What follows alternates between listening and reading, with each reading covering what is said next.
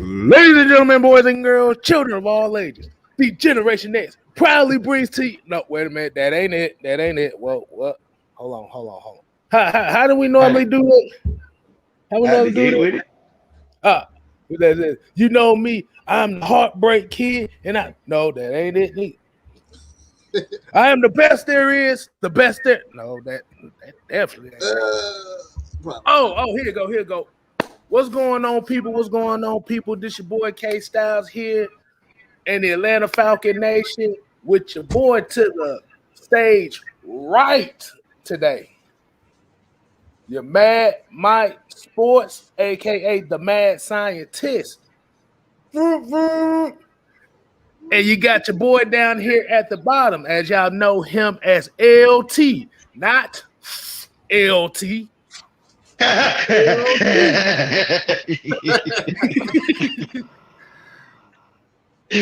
we gonna run through. Let me tell you, we gonna run through this show like a bunch of crazed dogs. As y'all know, this is Friday night. Hey, look. As y'all know, this is Friday Night Madness, which means anything can go. This is the show for y'all. This is the interaction show. So everybody that loves us, you be free to come on later. Everybody that hate us, we definitely want you to come on. That's a fact. Exactly. So somebody already did it in the chat. What's going on, fellas? How y'all doing? You know me, man. Another day in paradise. You know how it go. Fresh off the weekend, ready for this game Sunday. Hey, man. Hey, if you have Twitter, hey, follow me on Twitter at wordplay_kid26. I usually hold spaces on during the games. You know, if you want better insight on the game, come follow me and join my spaces, man. You never know. You might catch one of us in them spaces. You might catch both of us in them spaces too. You never know. I'm in that mode too. All right. But since we got a couple people in the chat that already done said it, you know what we got to. You know what we do before every show, right, Mike? LT. They already said it, so I got to give it to them. We got to give them the real roll call. Oh, okay. Lord. Watch it. I hear her way in the background. Exactly. She over there making. I told you I was going to behave, Miss Maggie. I told you I was going to behave, okay? She's back there making sweet potato pies with her feet. So, yeah. But. You know how we gotta do. We're gonna read. I can't read everybody, but I'm gonna read a few people here, and then we gotta get started with the show. Like I said, Noah Tyndale in the building. Y'all make sure y'all show him some love. That's Atlanta Falcons Nation fan. We ain't gonna skip past it. She really put her foot in it. That's nasty. She put her foot in it. Yeah, that's what you do. That's when you know it's homemade and good. There's always a toenail in it somewhere. Oh God! I know I said the toenail. Exactly. Not the corns. Not the corns being crushed. The bunions and all. Ankles deep in that goddamn sweet potato pie. But we got Joseph Thornton, we got Stewie Rock, we got Jonta Rozier, we got Bobby Boy Zone 3. I see Asia Green in the building, Raheem DeVille, Rodney Brown. Let's see who else we got. It Anquan Wartime TV, Low Ski, Workflow Dre, Michael Walker, Ephraim Jones, Brian Peoples, Asia Green, Vlad Tepes, King Quest 710, and Jordan Christopher. We're gonna get to the rest of everybody during the show, but for right now, we got to get into the show, man. What's going on, fellas? What we got for them today? You want to get right into it? Just go right into the issue at hand that quite possibly may be a concern. That what the fuck you look at your lip like that? What the hell wrong with you? I'm just saying, hey, if he say he gonna get into it, let's go ahead and crank it up. He got and look, he got the fork. He got the fork and knife ready to dive into that. Dang. Nah, man, we about to get straight into it now. Isaiah Oliver is obviously out for the year, and with Eric Harris as well as Avery Williams doubtful for the game, that could quite possibly be a major concern as far as the secondary, the pass defense is concerned. Who do you think should get majority of those snaps in that role? In the safety role? Let's start with the Rover. Let's start with both. Let's just get both the thoughts on both. Well, the starting safety position as well as that a third corner, slot corner position. I don't know, man. I mean, cause I know the game that Terrell was out. You know, TJ Green was playing. He was playing outside. You know, and he did pretty decent for that game. Safety wise, I'm not sure. I mean, maybe you could give him another go at it, possibly. I'm not really sure about that. As far as that slot corner position, man, I don't even know. I really don't. At this point, I just like, man, just coach the guy out the best way they can and see what they can do. That loss of Oliver for the year, man, that definitely hurt us. That hurt us bad. Especially the fact that, you know, he started off so well for the season. Like, he ended the season pretty strong last year with the transition to the slot position, and now, you know, how he started the season off, man, the man was playing phenomenal ball. Like, coverage been good. The only thing I've been having issues, like, when he was blitzing, you know, he was kind of like not maintaining containment on the outside. But other than that, you know, that he was doing his fair share on that. Tackling was very sound. Even created a turnover before the year was out. So, I mean, before he went out for the season. So, like, I take it back. Not only he did create a turnover, he forced the fumble and recovered it. So, like, you know, like, man, like I said, the man was already starting off the campaign with a good season, and then, unfortunately, like we all know one thing about football, injuries happen. This is why I need fans to understand you just can't go out and just sign people because they just got released, because you need money in the bank to sign somebody in case of an injury. That's just the way it is. So by us not really having the money to splurge like that, you see now you have to try to bring in somebody out of Brunswick, Georgia, to play corner. So Really? this is where we at right now.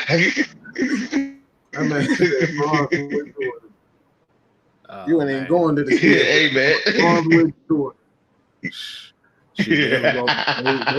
They was gonna be the first team to sign a currently enrolled player from the University of Georgia to come play for the NFL team. Right. Right.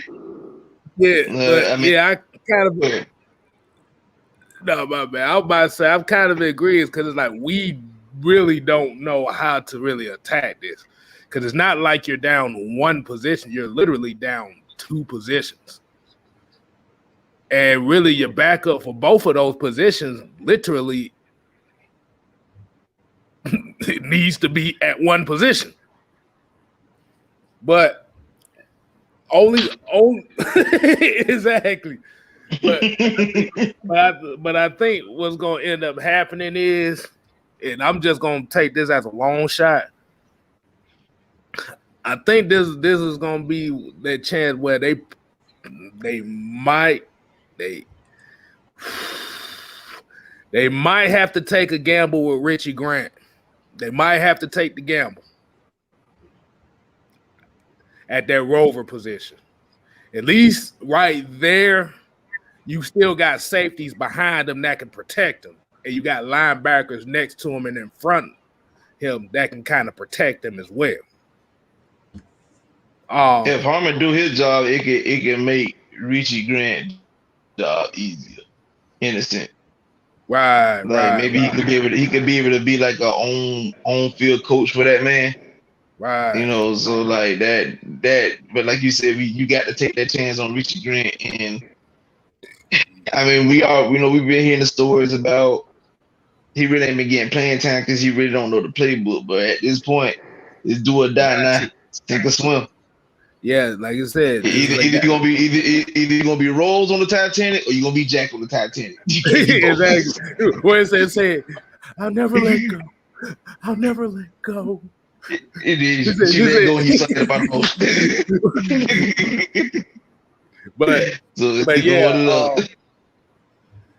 yeah, like I said, and what I would do, I'll probably have to swap Deron Harmon into that free safety role and let Jalen Hawkins be that strong. Like I said, this is where, because remember, this is a must-win game. This is not the first game. No, you have to win this game. It's crazy. I forgot about Hawkins. I still forgot about him. Yeah, because the thing is, Sheffield is out there too, but I don't know if they're going to really give him a lot of reps. Yeah, like because he's still coming off that injury, so it's going to be kind of tough. Now, unless they activate Darren Hall, then that adds a whole completely different topic, whole different discussion if they activate Darren Hall. Because they haven't released the inactives and stuff yet, have they? I don't think they released them yet. Don't think so. Yeah. No, they haven't. In most cases, like I usually get them like right before the game anyway. Right. So, yeah, like I said, it's just gonna be one of those things where you might have to take a chance with Richie Grant out there. Because it is, like I said, I think it's not so much that they say he doesn't know the playbook like that. But like you said, you got like we said about Jalen Mayfield, you got to let him go out there and get his ass whooped in order for him to get better. Listen, Rafiki said on Lion King, the past is the past. So you either gonna run from it or learn from it. So it's either you're going to learn from it, you're going to either learn Sunday or you're going to run Sunday. One of the two. Exactly. That's all I got to say about that.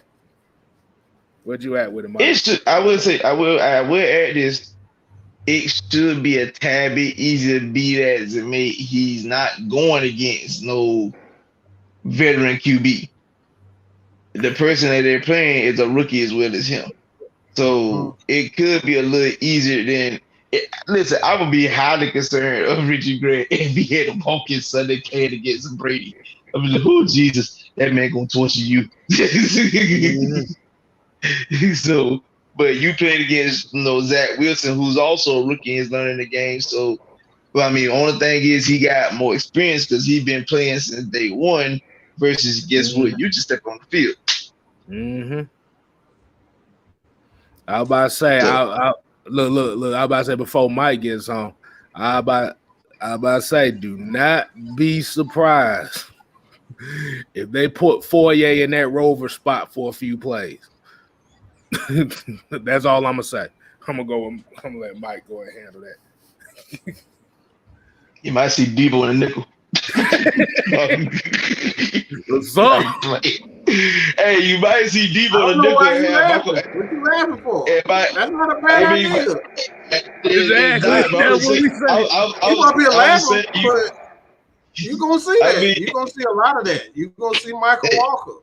Those guys are safeties. Like Debo plays like a safety more so than a linebacker. Fourier is a former safety, so they have that, that ability to like stick with wide receivers and stick with tight ends in that spot.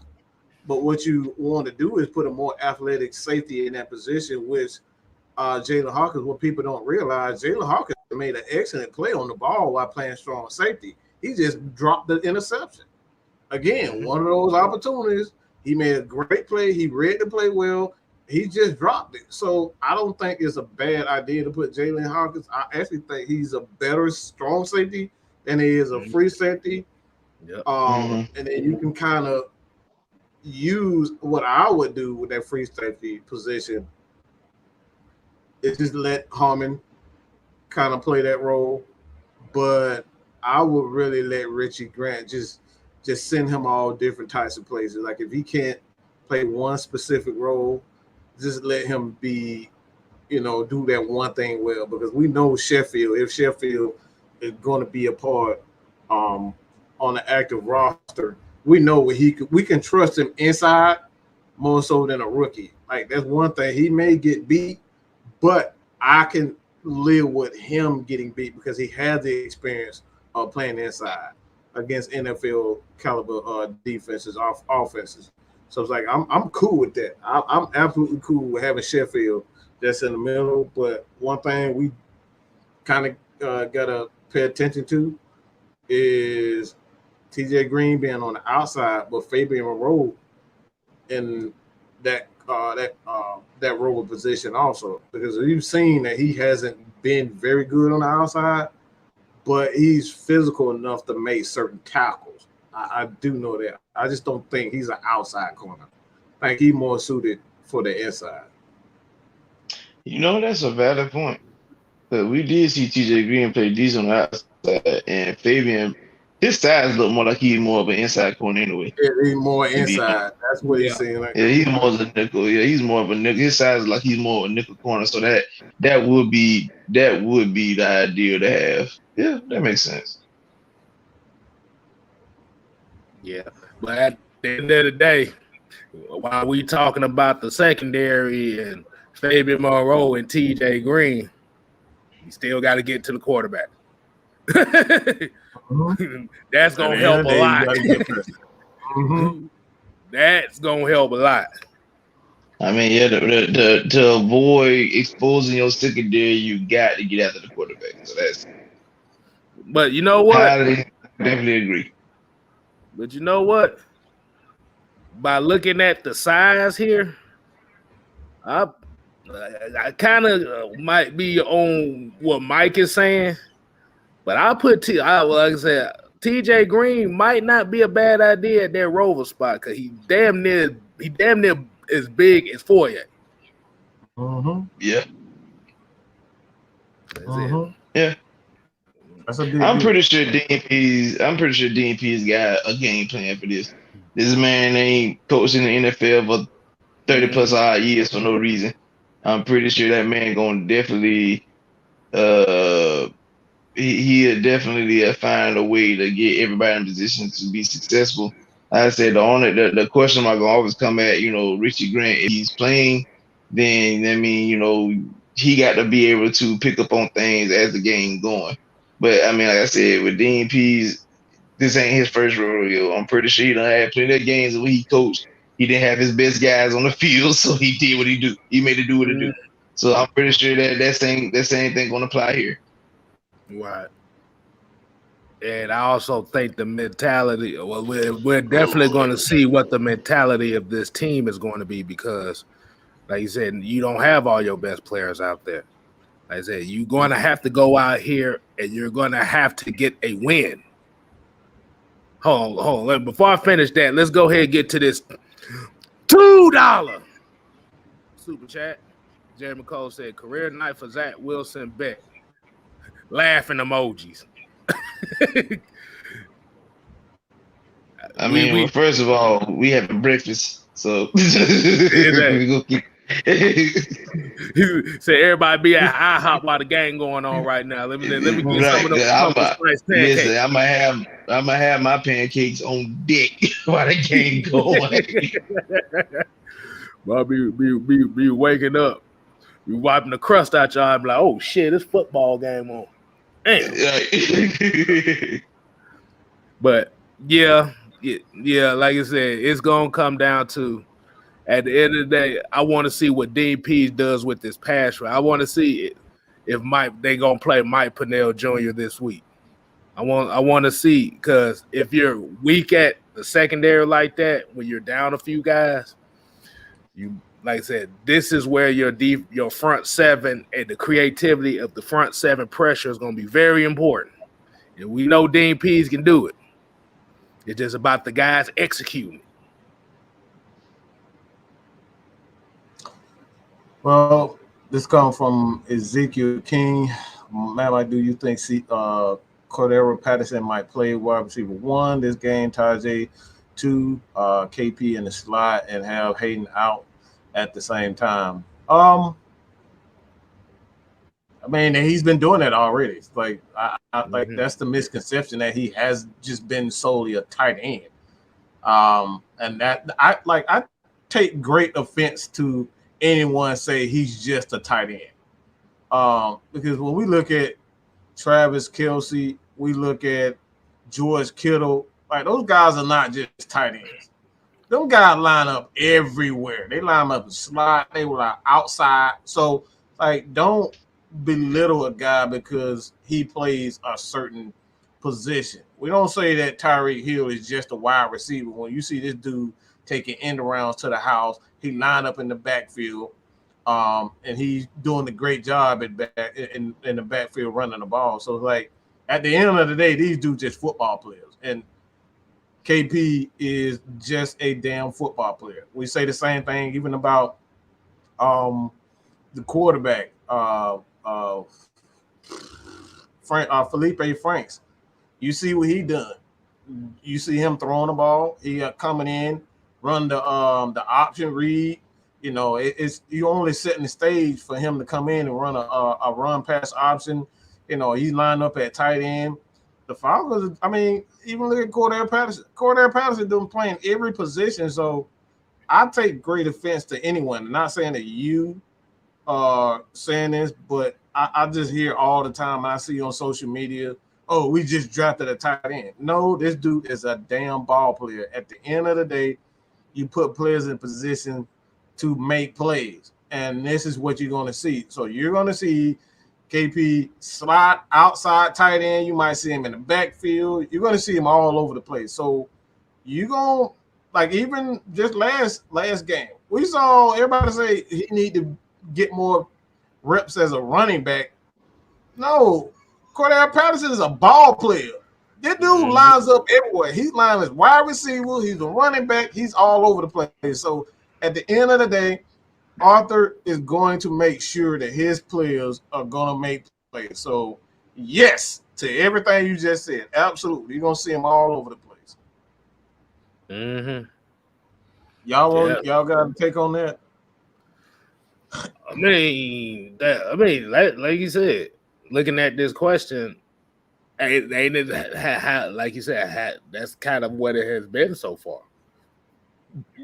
I mean, outside of Calvin really not being there, but what other choice do you have? Like I said, you don't want to just box Kyle Pitts as a tight end, because you want to use that mismatch any way possible. Now, like I said, is he going to get better with time? And we're seeing, like I said, he's getting better with time. Like I said, and like I said, while you was talking, I was actually looking at the snap count of Kyle Pitts in the game. Like I said, Kyle Pitts has had an average of the first 4 games, has had an average of 53 snaps a game. That's a lot of damn snaps. That's a lot of snaps. Yeah. That's a lot of snaps. So it's just about him being out there enough to where he can kind of read defenses himself. Like I would expect him to get a little bit more targets, because they're going to try to. I feel like they're going to try to use that matchup and see if they can get C.J. Mosley, get him matched up with C.J. Mosley. I got an interesting comment that I want to I think this is interesting just because, like, I see a few. We don't have no elite guys, but Grady and Terrell on defense, offense. Patterson is elite. I thought Calvin Ridley could be down the line, but everyone else is either falling off or just not good enough. The reason why I thought this was interesting, to say that Cordell Patterson is elite. I can't call him elite. I can't call him elite. He's doing great. And that's one thing for me. You just got to stop jumping the gun. You got to stop jumping the gun when guys get off to a fast start. Like, the dude is a journeyman for a reason. And that's not disrespecting him, but he's a journeyman for a reason. Whether it be coaches, whether it be coaches trying to see what he's capable of, that could be the case. But to say he's elite, he's playing well. And it's like, I don't want to, one thing I have to say, and I'm probably going to get heat for this again, you just got to stop disrespecting Matt Ryan. Every time a receiver, he gets a new toy, them dudes always shine. It doesn't matter who it is. It's always, you go back to 16 with Taylor Gabriel, Muhammad Sanu. Like, every time this dude get a new toy, they always seem to shine. So at the end of the day, this is what we're talking about when we're talking about elite quarterbacks.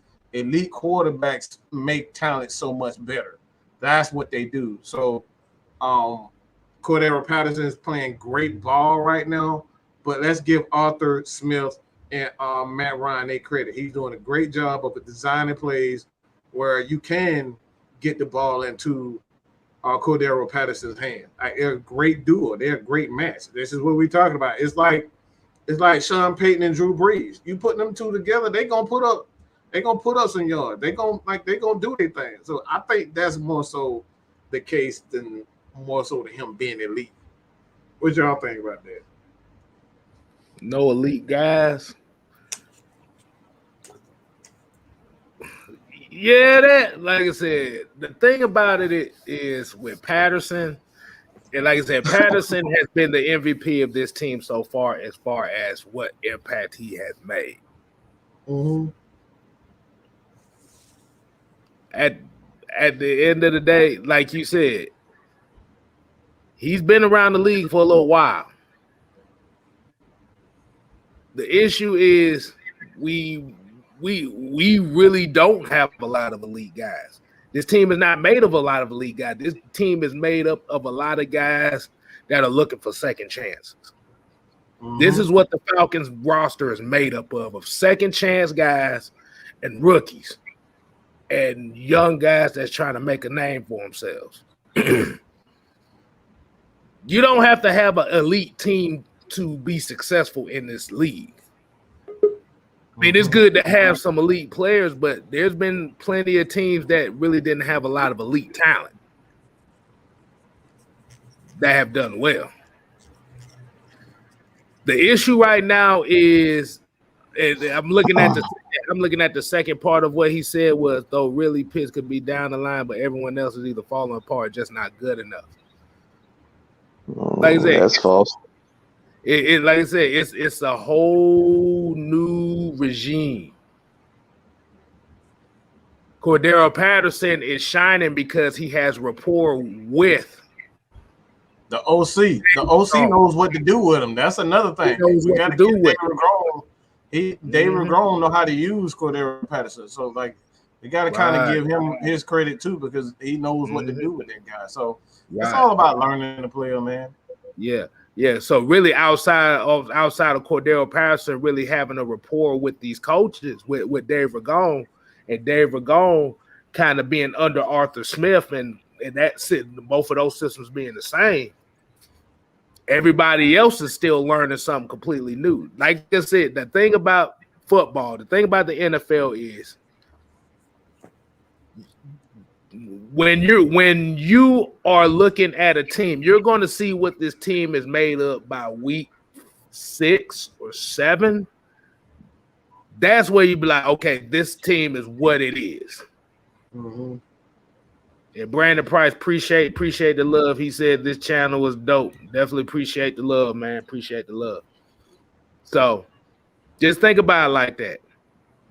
Like I said, the first quarter, and it's 17 games, so it's kind of weird. So it's kind of like the first quarter of the season is over. That's why I said this is a must-win game, because I'd rather go into the next game or the bye week at 2-3 than 1-4. That's a big mental difference right there. Right. That's a lot of people don't realize how big of a mental difference that is. But yeah, just getting to that, that's why Cordell Patterson is balling, because, like I said, he already has the rapport with the coaches. And you have to think, the quarterback coach came from Chicago too, who was a running backs coach. Mm-hmm. So they know what Cordell Patterson, they know, like Mike said, they know what to do with Cordell Patterson. It's just trying to get everybody else to fall in the game. It's trying to get Calvin Ridley to get in the game. It's Tajay Sharp, Kyle Pitts, Hayden Hurst. Everybody is working their roles. That's why you're seeing Hayden Hurst being involved more in the last couple of weeks. It's just gonna come a time. You got LT. Go ahead. TJ, my bad. I was gonna say, you can't say these guys aren't elite yet. Like you said, this is the vets. Like, you can say maybe aren't elite, but these are, like you said, these are guys getting second chances. But we don't know what these rookies are. We don't know what these rookies are. Ogundesi has a strong chance, and I say this with all of my heart. Ogundesi has a strong chance to be one of the best DNs in this league. If he really outside linebackers, he has one of the best chances to be one of the best outside linebackers in this league. And people like and it's so weird. Like, everybody was so hyped about Kyle Pitts. He was one of my favorite picks, and Drew Dahlman. But Drew Dahlman isn't gonna get, unless Hennessy, gets a little bit, unless Hennessy gets shaky. Which when we drafted these guys, we didn't know what we like. This is our first draft. We didn't know what we were gonna get out of these guys. Mayfield is slowly and surely. I mean, he's getting a lot better. And that's what you want to see from your young old lineman. Like, so everybody's here to play high school football. Let's be honest. When you put that freshman tackle out there, that freshman guard out there, because he been working all summer, he's gonna have some fumbles. I started my sophomore year. My first game was horrible. When we get more, you got to get used to playing at a higher level. You got to get used to playing at varsity. And that's just it's the same way you get from college to NFL. You got to get used to playing in the NFL. These guys are huge. These aren't the same guys you get when you get in college. Sometimes you getting freshmen, sometimes you getting seniors. You don't know who's lined up in against you. You could be the upperclassman, you can be the lowerclassman. It doesn't matter. So when you get to the NFL, these guys have been in the league for years. You're not really going rookie versus rookie a lot. A lot of the time, if you're the rookie, you gonna get by. You going versus a vet. And then if you come out of high school, well, not high school, you come out of college with all this hype around you, or this guy's gonna be so good, they're gonna make sure they show you, like, they're gonna show you up. They're gonna try to show you up. So you can't, like, that whole elite thing. You got to give it some years, man. You got to give it some years, man. I like, and the thing about Cordell knows Cordell's a vet, man. Cordell's a real vet. Like Cordell's one of the vets like you really want on your team. He's a team player. That man he loves every city he's in. So he gonna ball his. He know he got to ball him behind off this year. He know he has to. So he's gonna look good, and the coaching is gonna make him look good. And he's come in and been that back you want, which everybody was like, why you get Cordell Patterson? Because he's shown you why you get Cordell Patterson. So that's all I have about that. For saying like I'm picking back what all you guys said. Everything y'all said was right. Cordell Patterson really is he's a gadget guy. Like, for years he's been known as just a return man, but now, basically seeing how athletic he is, basically he's the newer version and a bigger version of what Devin Hester got turned into. He was that gadget guy. He known as a great return man, but then when people started putting him on offense, you're like, holy crap, this we could do with that type of dude, this type of athleticism. Yeah, let's utilize him on offense because we could line him up anywhere and he could become a mismatch problem for any and everybody. So that's what Patterson is doing. Is the thing is Patterson, I think besides Brady, this is like the first time Patterson is playing with someone with some sort of talent at the QB position. So like he's getting to shine because like he was in Minnesota. I mean, as long as I know he's been in Minnesota, I think he was there when Captain Kirk came. But you had Sam Bradford, Christian Ponder. Christian Ponder, Case. Who won the Saints game that year? It was. I know he was there the year they won. That Diggs caught that. Maggie. Okay, so Case Law and Order Keenum. I mean, yeah. You know what I'm saying? Like you really got like these are the type of guys that he had to play with. So he's seen even Teddy Bridgewater as a rookie. You know what I'm saying? So like I said, he's seen his fair share of QBs, but he only got the chance to play with two elite ones, which is Matt and Brady. And I'm not even gonna lie, I didn't even see him get utilized like this, even in New England. Right. Like Josh McDaniels ain't know what to do with him. Arthur Smith know exactly what to do with him. So you have to give a lot of credit to Arthur Smith in that play calling, because with his play calling is actually unlocking that hidden potential that Patterson was never displayed. Because like I said, he's always known as a return man. Like I said, I don't want to jump and I reiterate what Mike said. I don't want to jump the gun calling anybody elite. It's only 4 quarters. It's only 4 quarters in the season. The first quarter is over in the season. You play 4 games. Tape come out, different things come out. We've seen people come off the season with a hot start and completely fizz out as the season progresses. Why? Because tape is on them now. So, like, to say that Patterson is elite, that's kind of a stretch. Now, if he is, I mean, like I said, even then, I'm still going to give more credit to the QB and the play calling that he's getting, that he's being bestowed upon with. So that's why he succeeded so much. So, I mean, other than that, I don't think nobody's falling off. Everybody's in a brand new system. Literally, everybody's in a brand new system, offensively and defensively. You cannot think that you're going to, be an elite team when literally everyone is learning a whole different scheme. They changing the attitude, the whole nine. It's so much going on with the Falcons right now besides just wins and losses. It's ridiculous. And I really want, and I ain't just saying you to the guy that made the post. It's really this is me saying this to the fan base as a whole. I really want folks to understand the concept.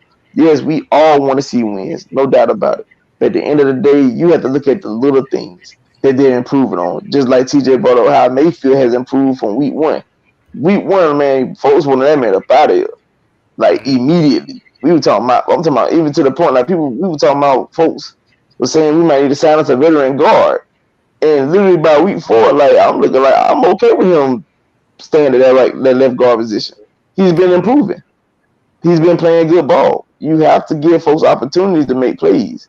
So like I said, just take the time and just enjoy the ride for right now.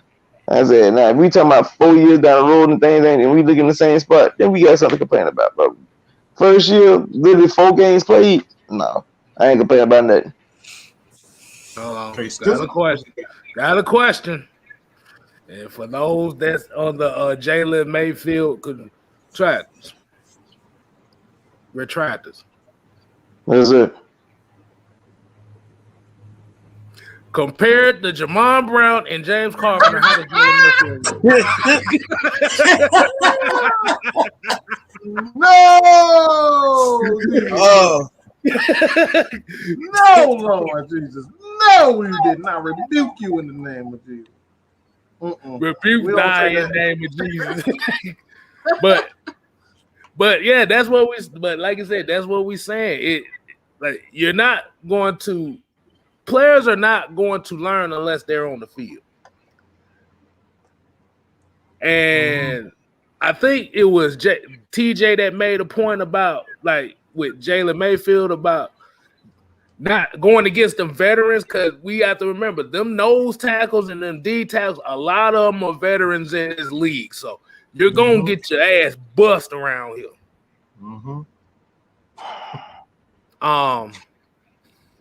But hold on, before I get to what my real question is, let me hit this $2 super chat. $2. He said Matt Ryan got fire in his eyes. The Jets are done. So he can have fire in his eyes, but if we can't stop them from scoring, there ain't no difference. But yeah, he had fire Sunday, and you see how that turned out. But as we talked about the wide receivers and Cordero being number one and stuff like that, what about Olamide Zaccheaus? How do y'all feel about his increased responsibility for this week? He's got to create space. That's the only thing for him. Like, he's got to show me separation. He's fast. He's a speed guy. We know he's a speed guy, but I need him to run routes. I need to see the whole route tree this week. I can't see you just running nines down the field. I need curls, I need outs, I need ends, I need slants, I need all, like, you're taking Ridley's spot this week, bro. And if you don't show, you gotta show yourself. Like, this is a game where you can win yourself some money this week, really. And so you can get yourself some money if you show out. And he's gonna have to show you. Like, he'll get hit though. Like, I see Bobby Boy saying he got more heart. He gonna get hit. He'll take a hit, but he has to show me something. He's got to show you this week. Okay. But first of all, I need my man to catch the dog on football because I still see that wide open drop in my head from Sunday. Like, the ball, bro. Catch the ball. It's in your hand. What's it? Help me, please. Help me, please. Help me, please. Lord Jesus. You don't do us no favors if you drop a wide open passes. Now, I do agree with you what you said, TJ. You got to get separation. Speed and athleticism is fantastic, but if you can't run a route and set up DBs for you to, like, create separation, all that speed and athleticism don't mean nothing. Right. Yeah.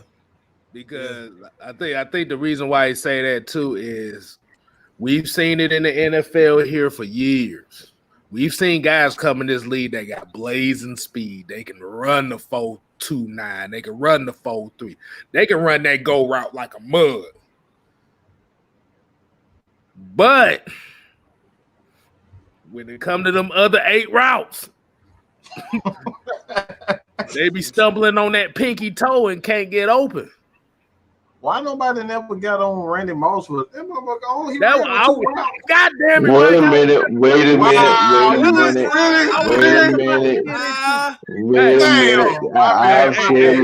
hold on. Let me do it. Let me set it up. The floor is yours.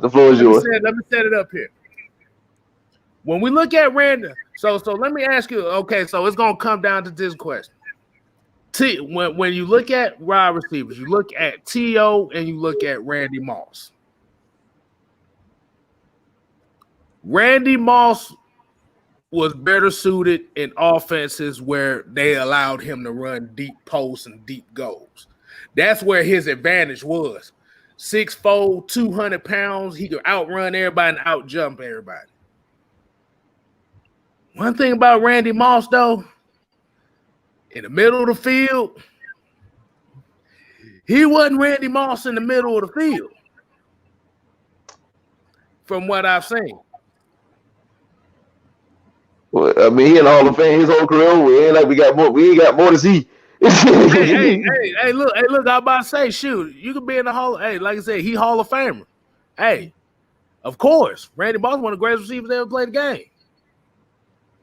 But would you take him over T.O. as far as being a complete wide receiver? Now this is where I come in at, because I've been saying this for years that T.O. would, if we doing all time receivers, everybody got the consensus of Jerry Rice.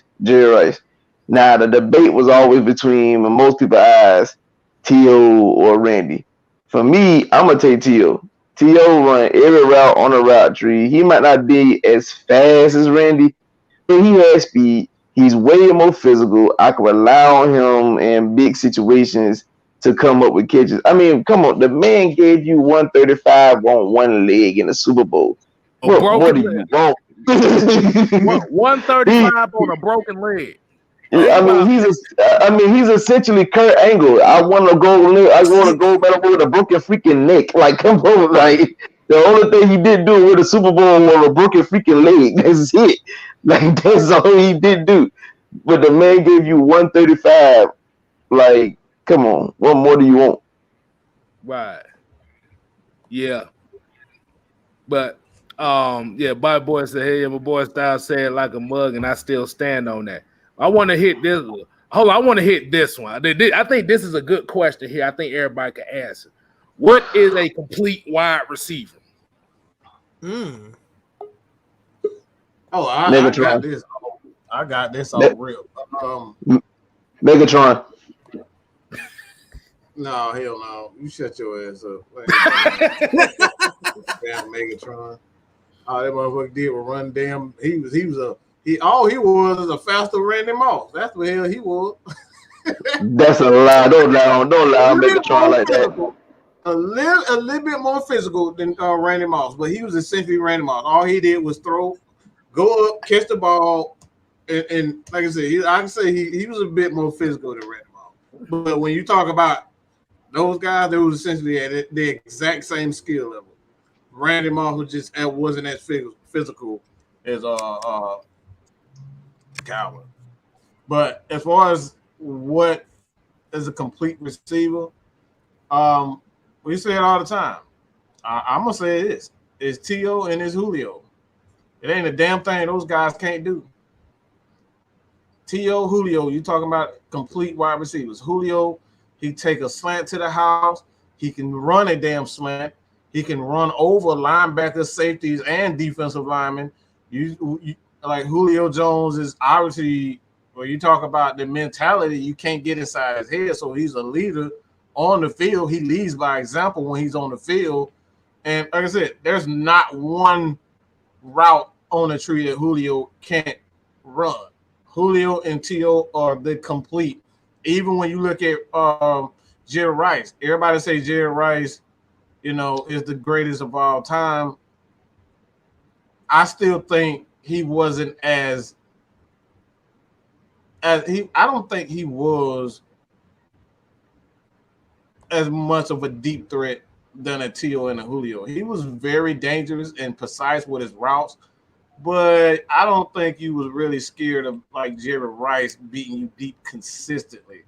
Like he beat you with his quickness. Like them subtle, like them, he run them double moves. Like he'll get you on double moves and things like that, and then he'll get deep. But when you talk about somebody just blowing past your ass, T.O. and Julio, those guys, it's nothing that those guys could not do. Like I remember seeing Julio, Jerry Rice running through tackles and breaking linebackers. Like T.O. and Julio, like them dudes are it, bro. Like you talk about complete. T.O. and Julio are complete. You can throw Fitzgerald in there too, but T.O. and Julio, there's nothing them dudes can't do. Okay, so this guy I'm thinking about, he might not have like blazing speed like Julio, but he was physical. He could run it right on the route tree. I've seen him break a few tackles. It might not be like a Julio rate, but he could. But he was one of my favorites to watch in a way, and that was Steve Smith. Now, for saying like the model citizen on the field, yeah, Steve gonna run his mouth, but in the midst of him running his mouth, he gonna back it up as well. So, right. I gotta give Steve Smith his credit there, because like still one of my favorite plays of seeing when I think it was Cam Newton rookie year, he threw a jump ball to Steve Smith, and he caught it over the defender and ran in the end zone, and he got hit late. He got up, celebrated, and then proceeds to jack up Roman Harper across the end zone. Hey, look, I'm glad y'all saying that, but I gotta throw one of my favorite receivers in the league. One of my favorite receivers from the past 15 years was a complete receiver, and that was Anquan Boldin. Anquan could run all the routes. Even Anquan Boldin was that dude. Somehow that motherfucker always get deep. The only thing about Anquan didn't have the speed, but I looked at Anquan as a possession receiver anyway. Hey, he didn't have the speed, but goddamn it, when he took that bitch to the house when he needed to. He used that. Well, he did outrun our defense in the 08 playoff game, and he pulled his hamstring and missed the door in that play. So yeah.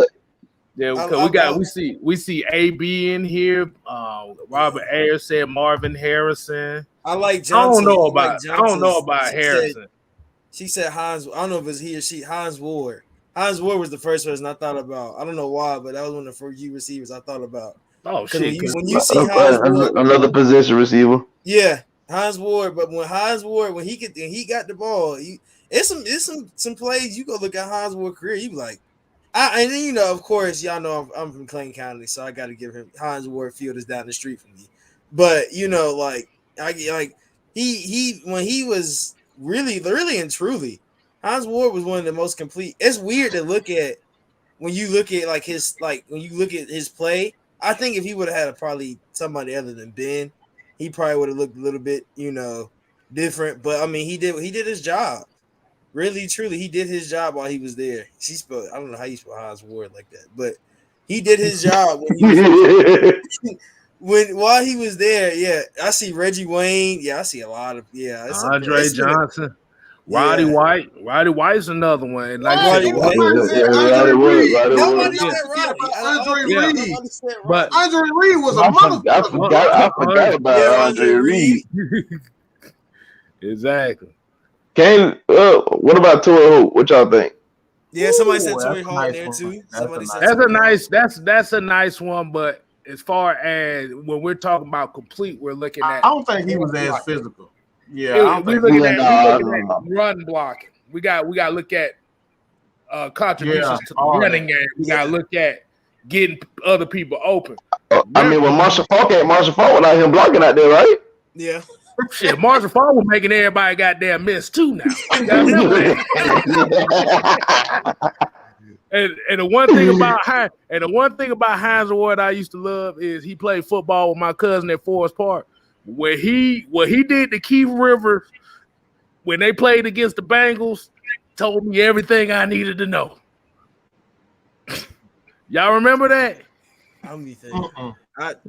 I probably no, that was the one. That's the one where he crap backed him and broke that dude's jaw. Oh yeah. Yeah. Keyshawn. I can't say Keyshawn. Keyshawn. What? Man, time. Wait a minute. He was Jimmy Graham. He was Jimmy Graham before Jimmy Graham. That's what he was. You were bet on saying Chris Carter. You could have said Chris Carter. Hell, you could have you could have said Jimmy Smith. If I put Keyshawn Johnson in there. Listen, I would have probably took Wayne Quebec. I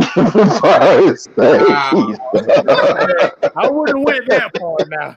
We talking about okay, at least Rod Smith. Rod Smith? Of course, Rod Smith, yes. Okay. Rod Smith, yeah. Yeah, I'm about to say Wayne Quebec. I don't think so, but Rod Smith or Jimmy Smith. I would be a funny. I would just be a funny. I know. Wayne Quebec. Like Keyshawn Johnson. I'm like, he was the original Slant Thomas. I mean, it's his uncle, but still, they played the damn. Are you serious? Yeah, that's his uncle. Yeah, I knew that game looked so familiar. I knew that game looked familiar. I could not place it. Yeah. Michael Thomas and Keyshawn Johnson's uncle. Some shit like that. I know they family. Always talking about him.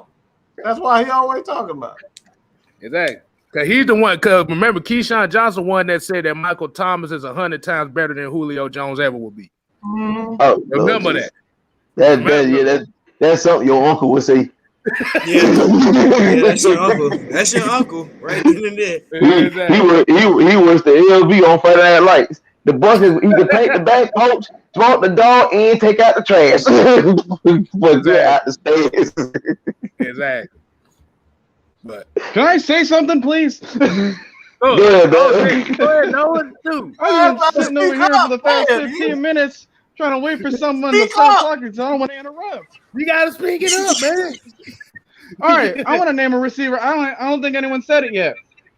Sterling Sharp.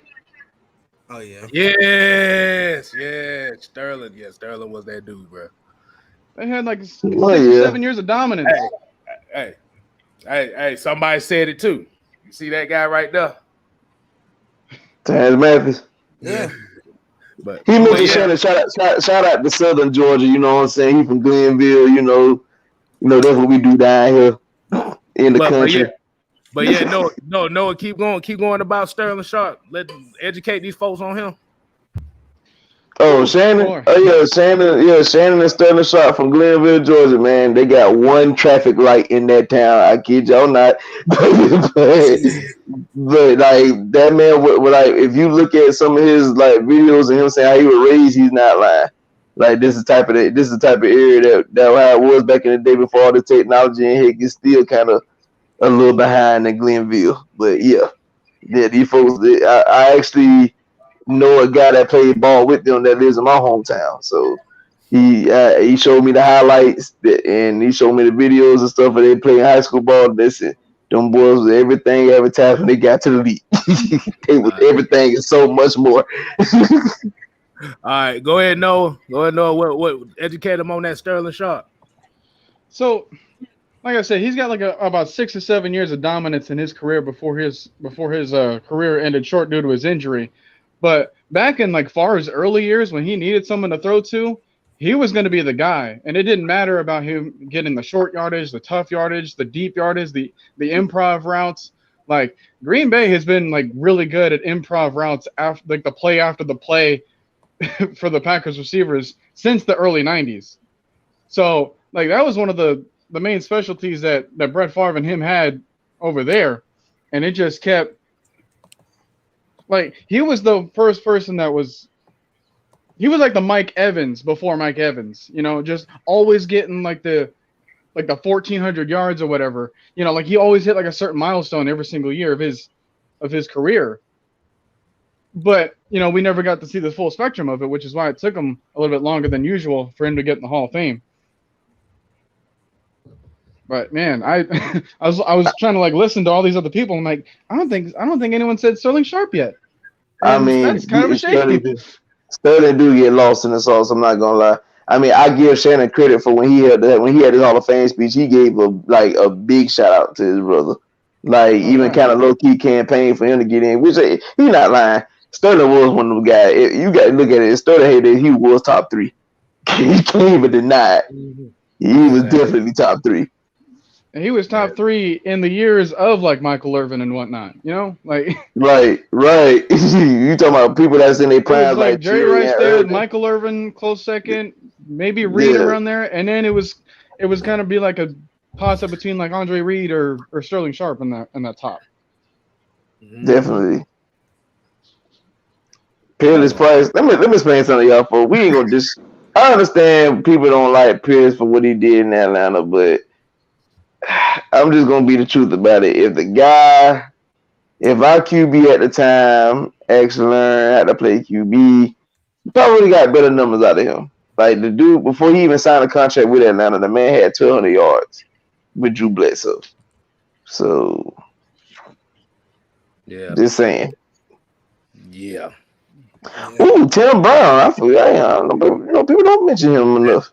Yeah, well, yeah, because it's I don't know why, but I was just reading something that was very interesting that I had to say, and it was about Julio Jones, and I looked up Sterling Sharp's number. As many yards as Julio Jones has, he has 5 less touchdowns. He has 5 less touchdowns than Sterling Sharp had in his career. Oh, I ain't gonna lie. Now Sterling was a TD machine. That man found his way in the end zone. And guess who played for the shorter career? Right. Yeah. I mean, you got to get Brett. But I'm trying to think how long Sterling's career was. About 7 years. 7 years. Okay, so we looking at Julio playing right now, currently his 11th season, and you still got 5 TDs less than Sterling. That's the testament of how good Sterling was.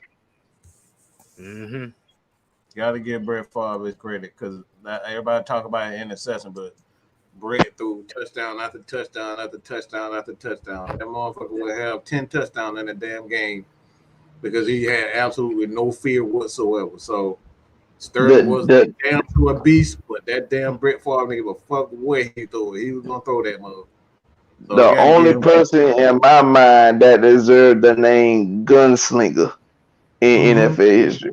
That's that. I understand you got other guys that be slinging, and that's cool, but Brett embodied that name.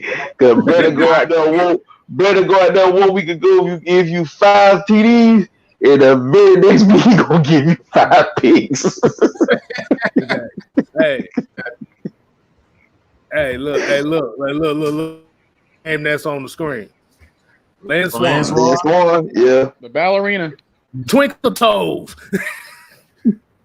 He was the originator of the 10 toe swag. 10 toe. Yeah. I forgot what the fuck they call it now. Toe drag swag? Yeah, toe drag swag, yeah. Exactly. He was the originator of that. That's what he did best. Mm-hmm. We're not gonna put Plaxico in here. I see somebody say Plaxico.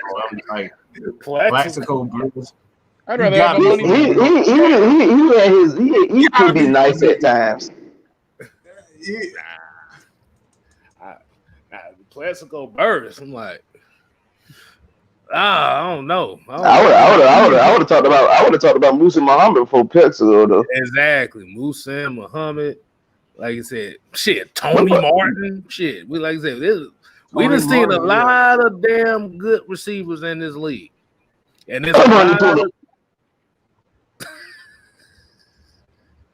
do it again. I'm on the tuna. A lot of people forgot about Monty Tuma. Oh my goodness. But yeah, like this is what we said. Like I said, we got a lot of great receivers in these leagues, but we also have a lot of great receivers that haven't had that opportunity to hoist that Lombardi too. True. This is what we talk about, that as great as a receiver is, this is a team game. We just named a lot of those receivers, and a lot of those receivers hadn't even really sniffed playoff success like that. You know, it's funny because out of all the people that we just named, and one for sure got a Lombardi under his doggone name, and that's Keyshawn. Yeah. Of all people. Right. Him and Keenan McCardell and Joe Jurevicius. Yeah. That. Wow, I'm surprised you remember Joe Jurevicius.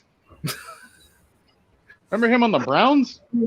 Oh yeah. I seen that. Oh yeah, Miss Maggie T had to show me the news about Russell Wilson gonna be out for about 6 to 8 weeks with that busted ass finger. Yeah, that finger. Same thing. Aaron Donald has done this twice in his career now. He did the same thing to Drew Brees.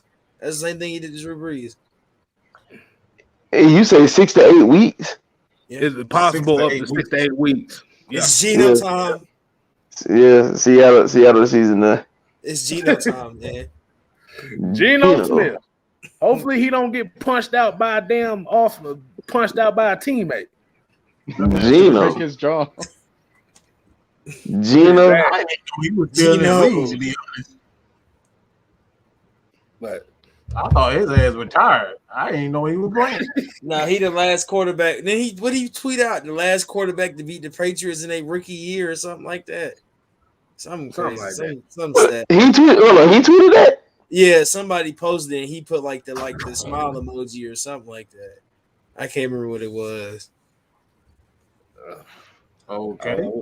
Okay, that sounds very good.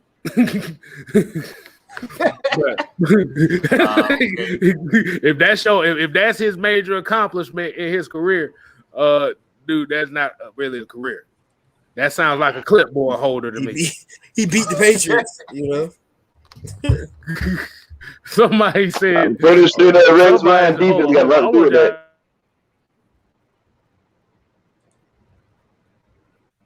Damn, Seneca Wallace don't play for the Seahawks no more. Man, I swear that man played backup for like 10 years straight. Don't tell you.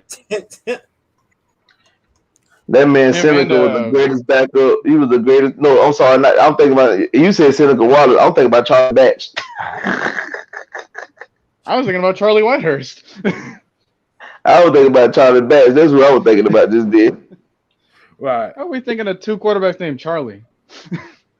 How often does that happen? Because Charlie got Charlie got 2 Super Bowls, ain't it? Don't forget Charlie Fry.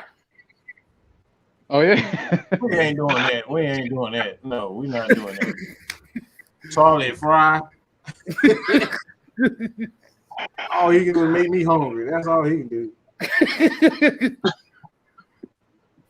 But that's letting everybody know that, like I said, these draft picks and stuff are not guaranteed. Everybody be thinking like these guys coming in the league be like okay, yeah, we got dude, like we got that guy. And then goddamn remember that you still gotta fit in the fucking system. Yeah. You gotta perform.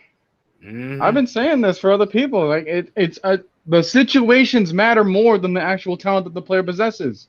Exactly. How come people don't realize that? Drafting one person high is not going to guarantee success. That's not going to magically fix all your problems. But like I said, that's what happens when you're in. That's why we call this the Madden generation. Everybody thinking that if you do fantasy football on a video game, it can pertain to real life. Like, dude, it don't work like that. Like I said, do you see the name that he put right here in this comment? Justin Blackman. Who remembers that name? Yeah. Let me think. Justin Blackman. He was the Jaguars receiver back in like 2013 with a drinking problem. Yeah.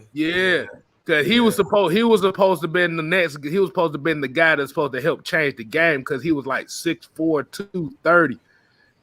He was supposed to came in the league to rival Calvin Johnson, but like I said, he kept getting trouble with the drink, and it messed him up.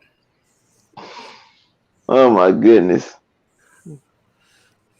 Justin Blackman! Wow, exactly. That was a throwback, man. Jesus. Oh yeah, that what it says. Not guaranteed, man. It is not guaranteed out here. Remember how Sidney Rice's name became somewhat big? Yeah. His name got big. He was okay. Yeah, like one good year, and they started like nut hugging. Like, why are we doing this? but like I said, that goes to how the media does it. It's okay. We jump the gun. It's okay. Yeah, he's the next breakout star. He's the next da. Okay. They definitely did it with Peyton Willis. Went to Minnesota and had Tavares Jackson as a quarterback, and we know Tavares Jackson, God rest his soul. What wasn't exactly a top tier quarterback, but he's basically what Tyrod Taylor is now. Yeah, the journeyman quarterback, basically. Right. Yeah. So when we look, so like it says, so when people start looking at these rookies and start looking at, okay, we expect him to be this guy like Kyle Pitts. We expect him to get 1,500 yards his rookie season. No, it don't work like that. Don't work like that. If he gonna get 1,500 yards a season, he would have got drafted by Kansas City. That's what they do. That's a fact. The Raiders, that's what they would do. No, he got drafted in a situation to where the tight ends could possibly get 1,000, but it's not guaranteed to get 1,000 because it's Just win, baby. That's what you do. Whatever you got to necessarily do to win. Just win, baby. Yeah, you know what's crazy? You be talking about all these like solid receivers and stuff. I don't know. Have y'all ever like looked at? I know this is a random name. You ever look at Justin Hardy's like college stats? Y'all remember Justin Hardy in college? Oh, he was a beast. He was a beast. East Carolina. Like, the man was a complete animal at East Carolina. Yeah. He was a beast at East Carolina. And then he got to Atlanta. I wouldn't say it wasn't like successful, but he just didn't seem like he fit I was thinking when we got him, I was hyped because like, man, he was great in college, and then he just got here and it was like, well, there goes Justin Hardy, and then you had Russell Gage, he just got outshined a couple, and I'm just like, but man, it's certain high school you can't base a lot of these receivers are based on like they college stuff, like. Till they get to the NFL and they go versus, like I said, these vets. That's what you have to see, like, cause it's really weird how, and it's weird as a fan base to judge these players, and they haven't played grown men. These are grown men they playing at this point. They've been playing nothing but kids in their young ages. They playing grown men at this point. That's grown men, straight grown men is. Like, you can't judge these guys over that, really and truly. Hey, look, let me give y'all a comparison. It's like having a little stupid ass Chihuahua that fights all the other little Chihuahuas around and beat all them. And now you put him in a cage with a pit bull mastiff and thinking that he's gonna do the same thing. No, it don't work like that. Are you describing my dogs? I'm crying, man. Oh yeah, man. I got the Chihuahua that you're talking about. That man over on my hand to prove it. That man over there got Cordell Taco Bill as a pet. Taco Bill. Hey, but the thing about it, like I said, are you gonna put him in a fight cage with a pit bull mastiff? No. Exactly. Well, I mean, here's the thing. Hold on. What have the same mentality? A pit bull mastiff. Oh no. Oh God, no. That's what these grown folk men in the NFL are. They pit bull mastiffs, but because this the combination of dog that you put together. No, God, no. A bull mastiff is a big dog, and you mix with a pit bull. Oh God, no! That's not a big dog. That's a small bear. Exactly. Exactly. I mean, I got a pit bull bully. I got a pit bull bulldog, and he's short, but he's just big. He's just big to be big. So exactly. Yeah. I'm good. Continue. Bad, but we got anything else, or you want to let the folks come on and talk? So talk and get their thoughts. How y'all feel about that? I got something to say real quick because I've been having trouble all week on social media. I really want Falcon fans to stop really just please learn the game of football. Like, why are we focusing on 2 or 3 plays or positions that dictates a win or a loss? We got to get out that mindset. I've had people in my mentions all week talking about how they was upset because Arthur Smith didn't have Cordell Patterson on the field on the next to the last drive, or why we throwing Hail Mary passes to people that's not 6'6" tight end. First of all, with the Hail Mary pass, how do you know that Kyle Pitts gonna catch that pass? That's what I want to know. It's called a Hail Mary. We've literally seen this with several folks that are either the same height as Pitts, or maybe even taller, or maybe just a tad bit shorter, and they still didn't catch the ball. So you don't know if this man gonna catch the ball or not. And as far as saying that position with, why we didn't see Cordell Patterson, like, dog, it's more than football than just one position. Like, I've been telling folks all week, don't get me wrong, we left plays on the field in that last game. Cool. But the game went on won and lost off several plays. We had some penalties on offense, some penalties on defense. drops on both sides of the ball. It's more than football than just that. So quit just looking at the game with just, well, if that play would have happened, if that play would have happened, if this would have happened, if you'd have did this, like it's several things at the game I could point out to what we could have did and won that game, and we didn't. It's a loss. Move on. End of story. Good God Almighty. Hey, LT, if I can help you with that for a second. What was that? Anytime you got a problem with that, you can send them to my articles online. Yeah, I got a shameless plug. I don't care. But I break down. I would gladly do so. I would gladly do so. Because folks swear they know football, and then like when you say you know football, but yet you point out to only specific parts of the game and why the game was won or lost, you don't know football. Because it's 4 quarters. 4. You talk about the last 3 minutes. It's 60 minutes of the game. So what happened to the other 57? Come on now. Sheesh.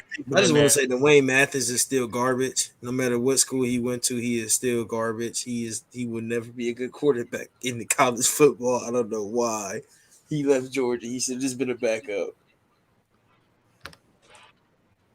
Hey, that's how it be, man. Jesus, he's hey, man. Like I said, everybody we could talk about the 5-star players that's come out of high school. You could name the 1-star that came out of high school, the 2-star that came out of high school that ended up just blowing up and just being one of the best players of all time. Yeah. Like I said, just because you 5-star out of high school don't mean shit. Jordan Davis was a 3-star, and he one of the most dominant college football players right now.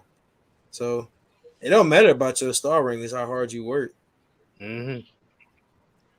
Yeah, about to say y'all. Go ahead. No, I was saying amen. I would agree with you. I was saying amen to that.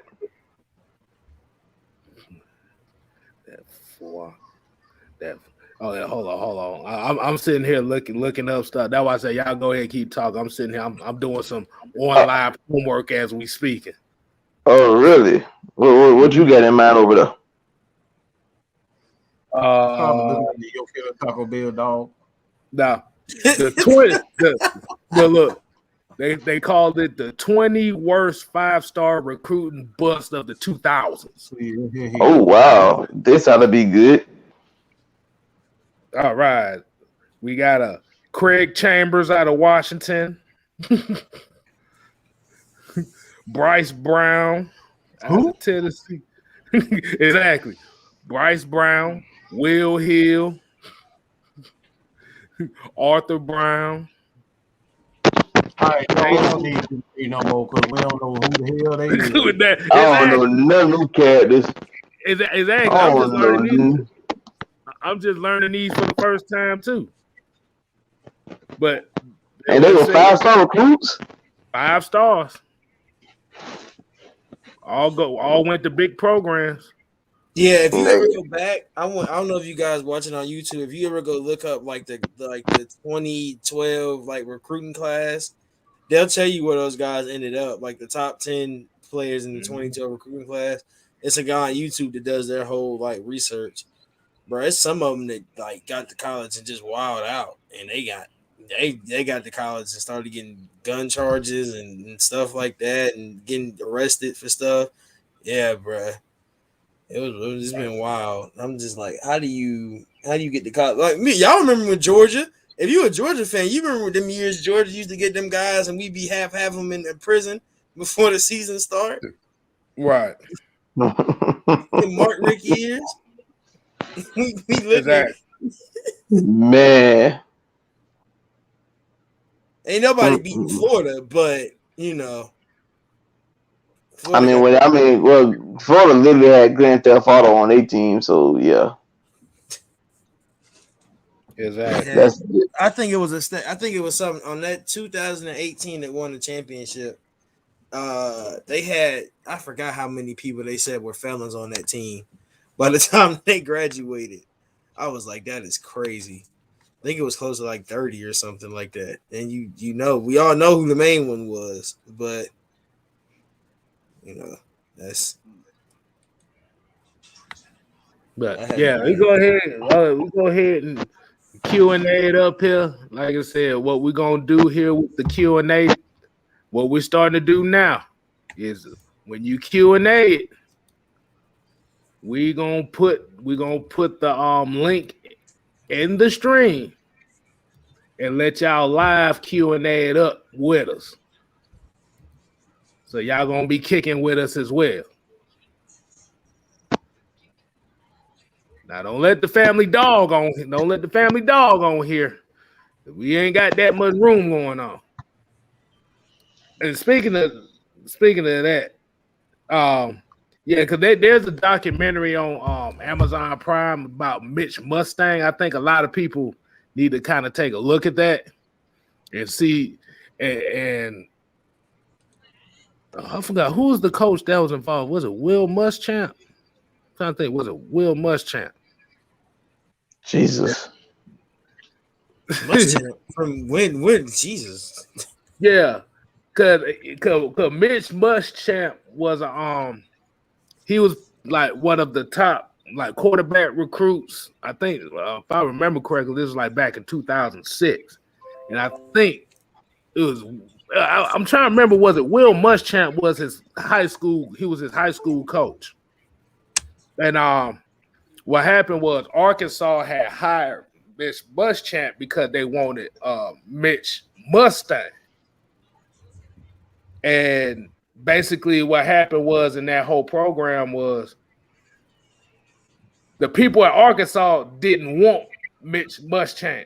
They wanted him, but they didn't want Will Muschamp. That's a whole lot of damn W's to be talking about. But I'm like, what is he doing? Only thing I say is if y'all got Amazon Prime, y'all go and check out the documentary on Mitch Muschamp. That's all I gotta say. It's very is he Will Muschamp's son or something? No. Okay. I don't know if it's Mitch. Hold on, I had the name right here. Somebody in the chat said Mitch Mustang, whatever the hell his name was. He wasn't worth a damn. Let's just say that.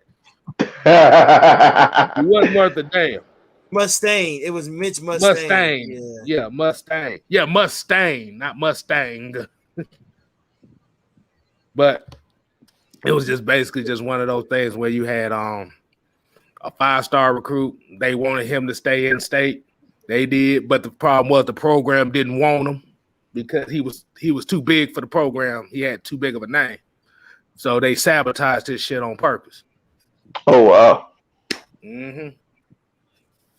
And he had to go to UNC. Gatorade National Player of the Year. USA Today National Player of the Year, the Hall Trophy. And he was the USA Army National Player of the Year and the Heisman of high school. Mm-hmm. So, Jesus. The closest he got to the league was the Arena Football League. Georgia Force. Oh man. I was about to say, where the Q&A's at, man? Like I said, everybody come in and ask questions. Like I said, regardless of what you gotta say. I see somebody. Make sure you act right, Jay. All right, Jay, what's going on, man? Can y'all hear me? Mm-hmm. Yeah. I'll do that. There's no problem.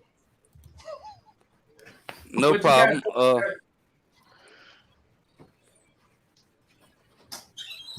Talk, motherfucker. Well, I mean, you know. All right, so here we go. The Atlanta Falcons. So.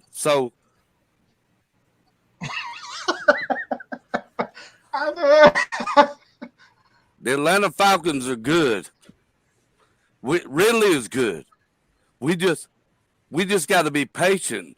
We think all this gonna happen in 1 second or 1 week to the next. Just right. Let it go. Let these coaches do their thing, and we're gonna come on strong. We're not giving up on Ridley. I ain't giving up on Ridley. I ain't trying to even find another wide receiver. We're good. Why not? Go ahead, Jay. I'm just asking why not, because I'm not saying really don't. He's not talented. He's talented, but the stuff that he been doing lately, man, that's been ongoing since rookie season. Now I seen when somebody put like a highlight compilation of him doing it. Like in most of those plays, most of the times it was more so like him trying to make a play. I give him credit for that, but it's a lot of times, a lot of it just avoiding contact. And for you to be a true number one, you got to be able to say F it, let me put my body on the line for the sake of my team and make this play. And if you're not doing that, like, you can't be considered a true number one. Like I said, he was one of the most dominant number twos in the NFL, possibly in NFL history. But as a bona fide number one, he whenever he come back from his personal matter, which I hope everything is well, but whenever he come back from his personal matter, I need him to have that mindset. So one game he dropped 2 passes or whatever. And one game, he been dropping passes all year. Literally every game this year he dropped a pass. But also, Mad Mike said that he's afraid. He's afraid to push forward. He's like a little. Be honest, he's being a little chump. He don't want to go forward. He don't want to hit and be physical. Right. That's you. If you want to be considered a number one, and especially like his contract coming up. So if you want big time money, you got to make big time plays. You can't expect that $100 million contract at your position, and you're not giving us $100 million effort. Especially if you're scared to take a lick. I know this, that before when this year started. Okay, but check this out. When this year started, we got Dean Pease, Arthur Smith, and we're trying to make something better. So we're going to have to be a little patient on some aspects of all things to put all the people in the right position to make the right shit go down. So now I'm going with what y'all say too. So let's just be a little patient. Let's just be a little patient. Well, I'm gonna be a hypocrite. I'm gonna just be a hypocrite.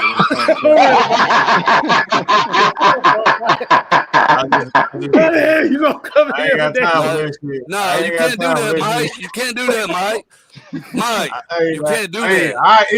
Look, y'all can get all on me. I ain't trying to hear that shit. You can't do that. Let me ask you something, Jay. Are you an Alabama fan? I ain't downing y'all. I'm not downing y'all. Hell no, I'm a Georgia fan. Oh, okay. I just want to know. I mean, because like the campaign for Ridley, and don't get me wrong. Like I said, I want the man to succeed. I believe, in my mind, he has elite talent, but you have to display that talent. Where, like I said, when you had in years prior, you had a Julio Jones and even a couple of years, you had Muhammad Sanu to kind of take some of that pressure off you. Now the pressure is on you. Let me answer this. How did Kirby Smart get the defense he got right now? It's called recruiting. He recruited to get the defense. Recruiting right there. He got his players he wanted in. Patience. He recruited those guys. He didn't it wasn't no trainer. He recruited the guys that he had on his defense. This is not the same. Hold on. You do have a point when we talk about being patient. But I'm patient with everybody except for Captain Riley. You shouldn't be doing the things that you doing. That's why I said I'm just gonna have to be a hypocrite on that alone. You're a 4-year starter. You shouldn't be making rookie mistakes this far along in your career. Now, granted that he is in a new offense, and I know it takes a while to get comfortable in a new offense, especially doing things that he's not comfortable with. So it's like, for me, that is cause for him, to be a little patient for it. Like I said, it's new. He's doing stuff that he's not comfortable with. So That's why I'm not saying that he's a bust, but I just don't think he's right for Atlanta and what Arthur Smith is doing. I'll just go say that, like, because what you're saying makes sense, and how I'm looking at it is, like you said, scheme wise, yeah, we understand it's a learning curve and do scheme wise, but I'm talking about actually when the player actually alive, you catch the ball, you see some defenders, and then you just fall to the ground and give yourself up. That's not coaching. They ain't remotely close to being coaching. That's just you just being scared at that point. You gain. I need you to be a little tougher. Show me, like I said, we could pull up the play where against the Giants, like he caught a pass. All he had to do was turn up field, even though you had 3 defenders coming, just turn up field, lower your shoulder, protect the ball. You could have easily like got a first down, but you got the ball, looked up field, and ran towards the sideline. And as they got closer to you, you sleep. KStylzz, what you think about all this? All right, man. I came in the middle of the conversation. So what? So what was the question you had for him, Calvin Ridley? Yeah, he said be patient. Okay, but not even Calvin Ridley. Not even Calvin Ridley. It's the patience. It's the patience to let this team get better. Because look, we knew when all this started. We had high hopes, but now it didn't go that way. But that's okay. But I guarantee you, this Falcon team gonna be great. I totally agree. Okay, so Calvin Ridley. Okay, so when we look at Calvin Ridley, the main thing I always say is it's a different way to play from being a number 1 to number 2. Like the patience part, I see where you're coming from with that. The only issue is when they're talking about patience. See, now we're going at a crossroads right now. See, when they're thinking of Calvin Ridley, they want Calvin Ridley to be that number 1. Remember, he came in a situation where Julio was the number 1, so he didn't have to do the Julio Jones stuff. Now, we don't know if, like I said, with it being a new system, if Calvin Ridley is just having a slump right now or he can be better later on in the season. We don't know that. But what they're judging it on based on right now. So you ever play football? You ever play football, KStylzz? Just like we all did. I was on the offensive line and fullback, so I didn't get every game ain't gonna be good. Oh, of course not. Of course not. I know. Do you see these fucking things? These fingers is broke for a reason. I had to block. I know. There were games I couldn't play because I had broken fingers. But like you said, it just comes down to we're not gonna get a full assessment of Calvin Ridley until maybe week 8, week 9. Now, if it comes down to that point where it doesn't improve around week 8, week 9, that's why they drafted Kyle Pitts, because they needed an insurance policy because they knew Julio already wanted out. We got to have patience with Kyle Pitts. I'm gonna be patient. I'm gonna be patient with Pitts. He's a rookie. Yeah, I'm not testing on. I'm not focusing on nothing on him. Of course. Yeah, I'm with you, dog. Big dog in the middle. Yes, we got to have patience. It's all about patience. I'm just saying, it's all about patience. We got this. But it's patience with this whole team. Is that all you got, man, Jake? Man Mike. No, yes, sir. This what I got. One more thing. All right. I appreciate you letting me get on your show. No, this and the other thing, KStylzz, I'm glad you ain't wearing them goddamn caps no more. Hey, I wear my goddamn caps. At least I show that I wear the goddamn caps. Where the hell your ass at? Hey, Jay, what you drinking on tonight? That's what I want. Why y'all always think? Why y'all always think I'm drinking? Why can't this be a natural? Why can't this be some natural?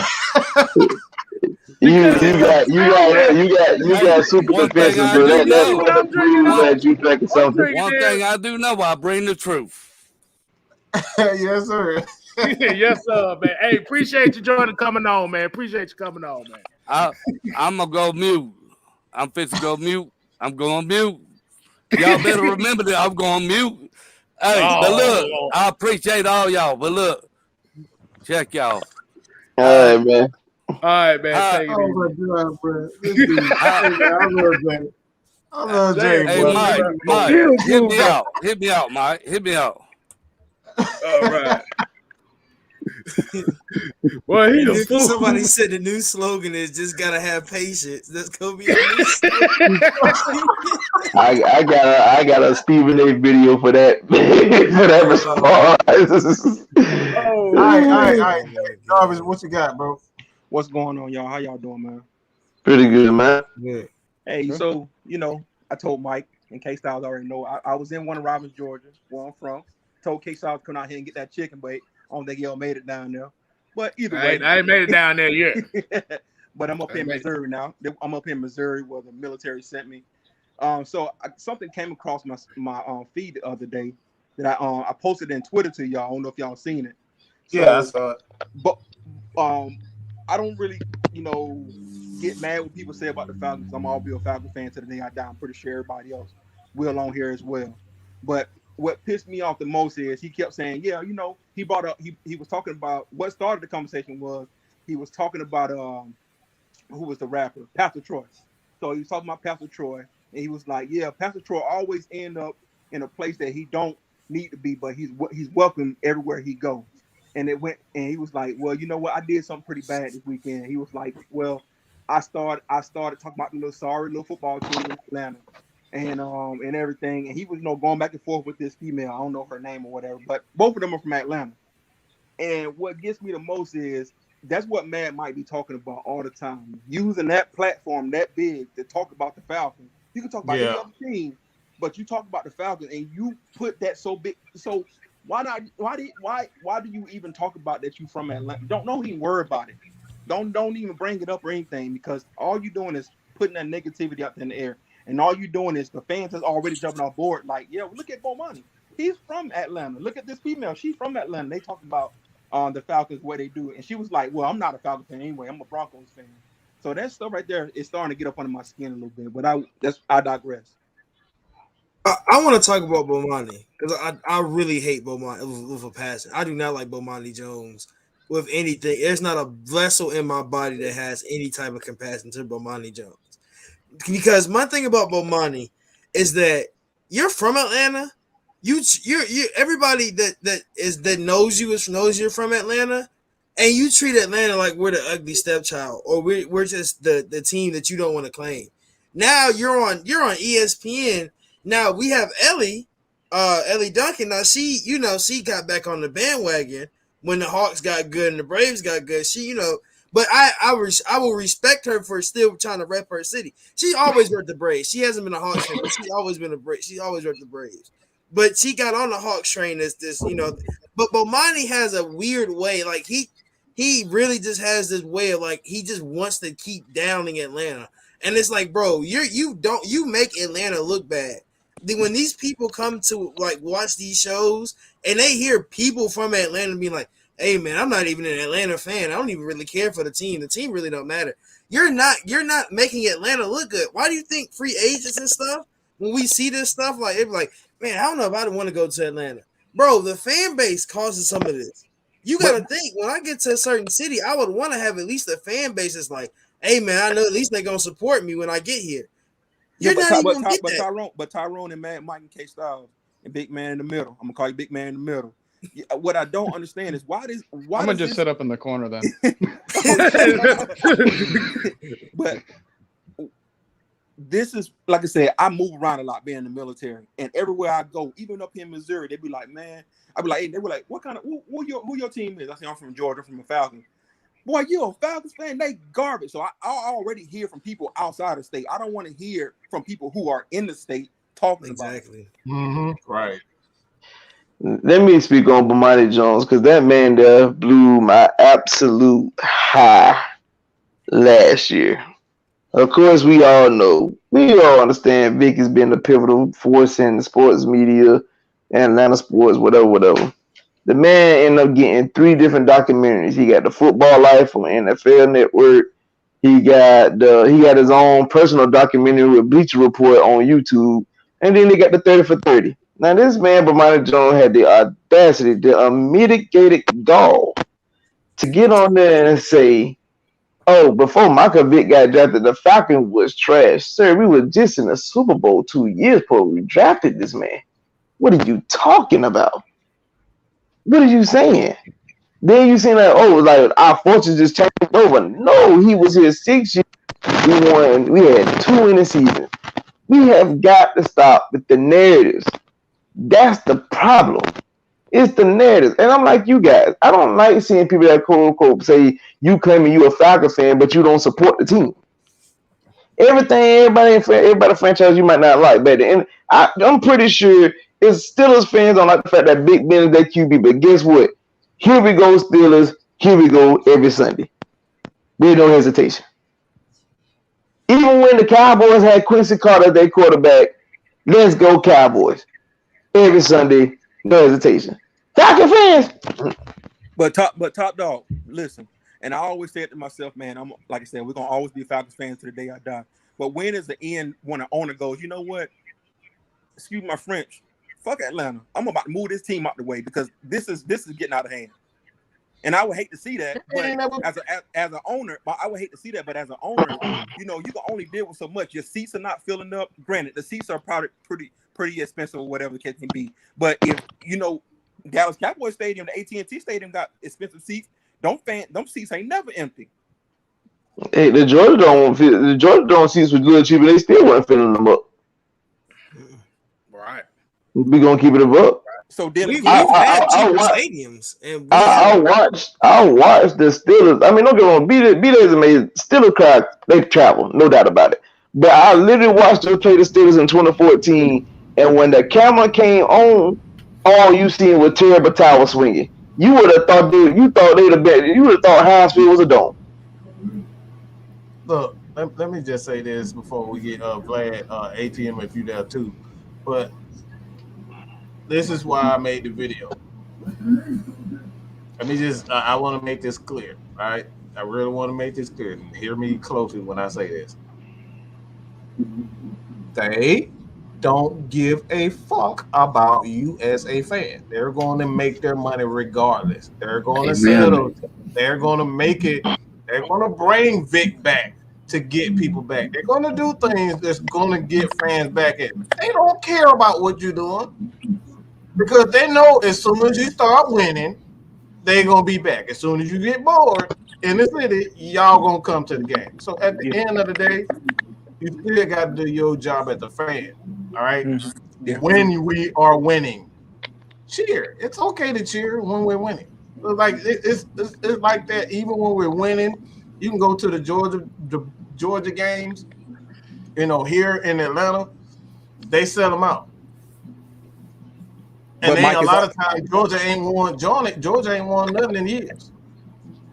But Mike, and the same thing is you gotta even if when the team is losing, do what you do. Look at the improvements of what the team has done. Not just go, oh, you know what, man, they garbage. Soon as something happens, an interception happens or anything like that happens, oh, the Falcons garbage. What was the positive thing that you could have took out of? You're not going to win all 17 games. But what was the positive that you could have took out of the game that we can use for the next game? But I guess not everybody look at it that way. Well, I got a simple reason for that, and KStylzz probably already know that. I know LT know what I mean when I say it's just a certain demographic that claim that they real and they claim and they this, and they end up being some of the most unloyal people there it is, and I'll just leave it at that. Well, first of all, I just want to point out the fact that, you know, I was born out, you know, I'm from Atlanta. I was born at Grady Hospital. I'm a Grady baby. I grew up in Ellen. I grew up in Ellenwood. You know where I'm going with that. At the end of the day, I'm telling you, bro. I just think a lot of people just got to do a better job of doing what they got to do to be as fans and, you know, support. Like, you can sit up here and have all the excuses in the world, but even if you're not supporting when you got a championship, you're not going to support when you get one. You know what I'm saying? Like, you are what you are. At the end of the day, you are what you are, and that's honestly, that's all that matters. A bunch of Right, fake and fans. I think it, like you said, it starts with the top. It starts with people with these platforms. They got big platforms, and all they do is crap. Go ahead, KStylzz. I was just while y'all was talking, I was looking at something here, and this is Atlanta Falcons history right here. What do I mean by Atlanta Falcons history? And I think LT kind of hit this a while back ago. The all-time record for the Atlanta Falcons is 370 wins, 476 losses, and 6 ties. Why do I say this? From 1966 to 2002. Remember, 1966 to 2002. This is almost 36 years worth of Atlanta Falcon football. Falcons been to the playoffs 6 times. So when people are looking at as far, and this is where it blows my mind when people say, "Well, I expect better. I want like they look at us and they tell us, well, y'all don't expect better from this team because y'all did such and such and such." I'm like, I still think this is a 10-17, regardless of what's going on. So my expectations are high. You said this team gonna be 2-15. Whose expectations is really high? If I'm saying that the team ain't never gonna be shit. Like you said, it's like we have to remember right around the early 90s. We wouldn't be talking Falcon football right now because this team was literally on the way out. And when Arthur Blank steps down, it's not a guarantee this team gonna still be here in Atlanta. Because remember, Arthur Blank has his heart in the city. The guys that's coming up after him might not have that same feel. So within the next 10 years, it might be a guarantee that there will be no Atlanta Falcons. Imagine the Falcons becoming the doggone Cleveland Browns team up and move overnight and getting the Super Bowl. Boom, right there. Well, better than the Mayflower trucks that the Colts used. Exactly. The thing about it, a lot of people don't realize too, is I read an interesting article today from the AJC when Arthur Smith was doing an interview and he was talking about his philosophy about team building. And one of the things that stuck out to me is he was talking about the secondary and how the secondary was so important. But if you go back and look at what Dean Pease's philosophy is, like he builds from the secondary, like that's like what he focused, like that's his main thing is the secondary. And when I say this to say this, that when you have a team that constructs a front office with the same mentality, you have a foundation to build something great. So you can have a lot of coaches that don't have the same mentality, but they're good like individually, and it's a house of cards where if you have a coaching staff that's built something cohesive, you have a foundation there. So I say that to say this, that I do believe this front office is probably the best we've had in a very long time. And I do think that this front office could carry us a very long way because the mentality and the focus is there. All the coaches seem to be on the same like field of play with each other. So yeah, I think people don't like imagine, and I put this in a group on Facebook, and I said, so if the Falcons leave, y'all shouldn't be mad. Y'all shouldn't be. You shouldn't feel no type of way because you don't show us no loyalty in the first place. Well, so it's like it's really weird because people act like, yeah, I really care about this team, blah blah blah, but if we leave, that's when you're gonna care. You're not gonna care if we still here. Let me just I hear all that, and let's not take it that far because let's be real, Atlanta's still Atlanta, right? It's still one of the biggest cities in the world. All right, so let's just kill all that leave and I'm gonna sell the team to Jacksonville. Like all that, like that's not gonna happen. Right? These people know where the money at. They know where, a certain. I mean, this is a melting pot for everything and every nationality. So like they're not going anywhere. Like, are they going to sell the team? Is Arthur Blank going to continue to sell? Will he sell the team? That's a possibility. But these guys know it's got people coming from California moving to Atlanta. So like all that's not going to happen. So let's not even think that type of thing. But at the end of the day, this is what matters. Either show your ass up or shut the hell up. That's where it just comes down to. Show up or shut up. I just tell people that, want to smash the team and talk trash about the team all the time to, go cheer for whoever's winning. That seems to be what you want. So go for it. Like, don't waste our time. But you don't understand, man. I'm born at Grady Hospital. I'm a Grady baby. I grew up in College Park. You know what I'm saying? Like, I love this team, but I just don't go to the game because, who my quarterback is. but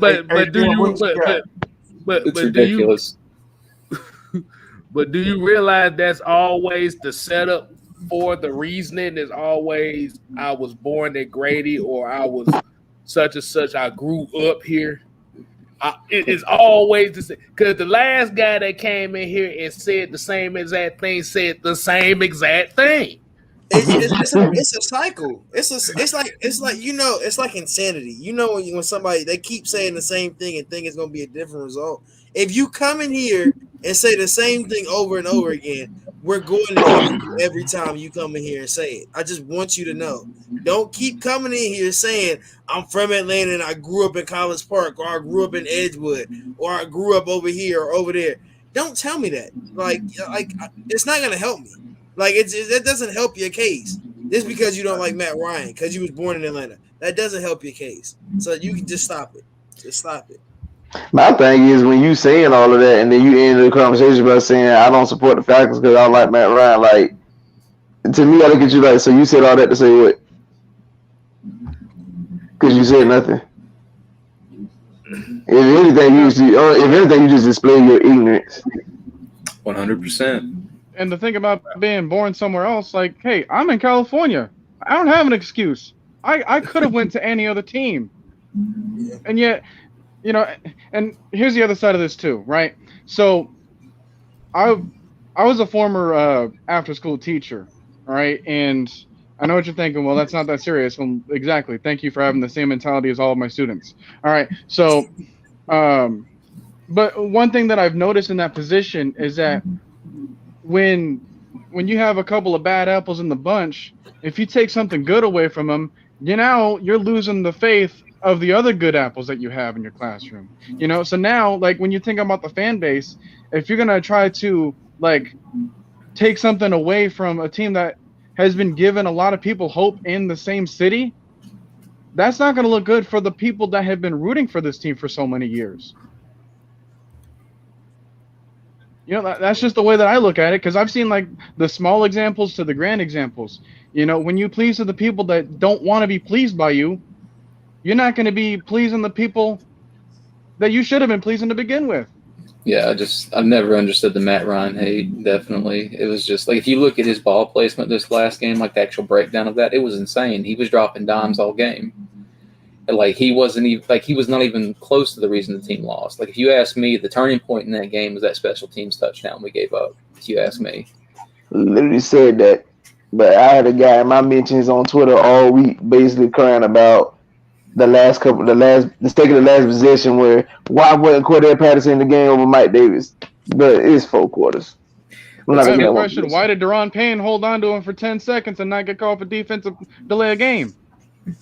Yeah, I mean, the officiating this last game was horrible. I mean, like, just it was terrible. And that was a fumble too. Terry McLaurin fumbled the ball. Man. You can't tell me otherwise. And that was a face mask on that kick return that two for a touchdown. The officiating was terrible, but I didn't even see the face mask. Go back and look at it. When Richie Grant missed that tackle on the left side, it was literally a lineman. I think it was either a lineman or a tight end, but he was literally grabbing the face mask, dog. Of Grant? No, of another player. I forgot who it was, but go back and watch the play. It's a clear face mask that they didn't call. I'm gonna do that now. That blew me away though when we got that fumble and they said he didn't next turn up field to make a football move. I was like, man, it's gonna be one of them games. Yeah. The ref literally said on the sideline, "I know you're right." He was shaking his head. Well, and if you go look at the mic'd up on the Atlanta Falcons, the last few seconds, about 30 seconds of it, he's talking to the refs, and the ref said, "I know, you're right. Like he's literally saying that." Bro, I'm in the stadium. So, not to cut you off, in the stadium when they had them up on the the halo ring, and they have Arthur Smith and they have Rover, and Arthur Smith standing there like, "Yo, this is a fumble." He's telling the ref like, "This is a fumble," and the ref was like, "Yeah, I know." He's just like, yeah. He's like, "I know it is." Like he's shaking his head, yes, the whole time. And then he's like, "Why don't you call it that?" I mean, he started screaming. Like he was like, "Bro, why aren't you calling it that way?" Like it was so weird because everybody in the stadium was like, "How is that not a fumble?" I mean, the whole stadium was confused. Even the Washington fans was like, "That's a fumble." They was trying to say it wasn't, but they knew it was a fumble. They let out a big breath of fresh air. Like, so wait a minute. I don't mean to cut you off, but you telling me that these folks is in the stadium. Arthur Smith talking to the referee. He says a fumble. The referee agreed and said it was a fumble, but yet y'all got on TV and said it wasn't fumble. Arthur Smith was sitting there like the whole time. You read his mouth. He's like, "It's a fumble." He's like, "That's a fumble." He's watching he's looking up. He's like, "That's a fumble," and the ref was like, he's just shaking his head like he knew what the call was. He called it himself.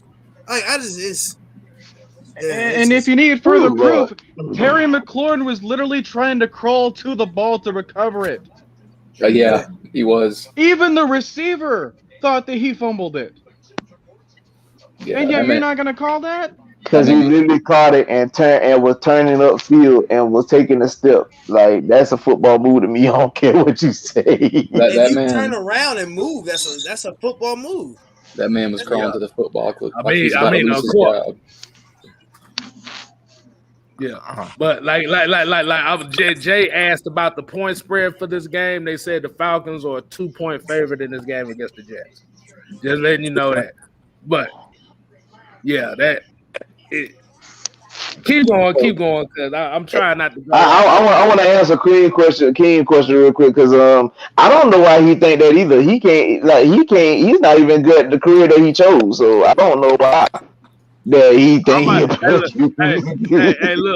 look, I'm about to say, ask Saweetie. Come on, Saweetie. They said Doug Flutie was outplaying him at his old age. So I wanted to ask y'all this too.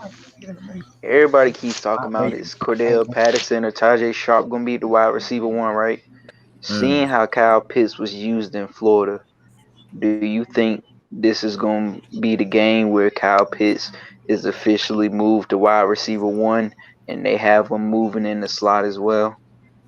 No, they've been doing that all. They really been doing that since. Well, go ahead, Mike. You got it.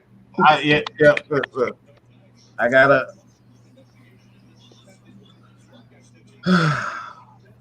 And this ain't you, ATM. I see this all the time. It's the same. Go ahead. Why do we draft another tight end? Exactly, he's not.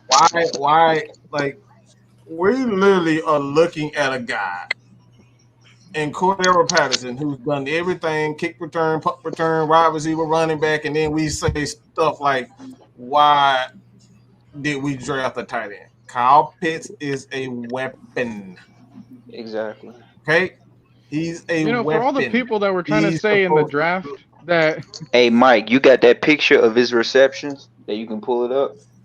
Yes, I don't have it like anything, but basically what ATM pretty much sent me is him lining up in the spot, him lining up at both XY positions. Like he's lining up all over the field. I'll just say that. He's lining up in the backfield, he's lining up at tight end, he's lining up a receiver. He's a weapon, he's a mismatch. You drafted him to be a problem.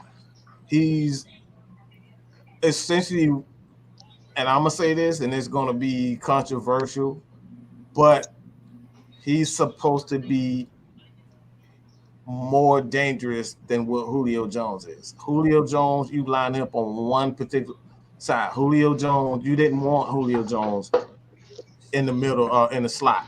You wanted Julio on either side. You want him on the outside.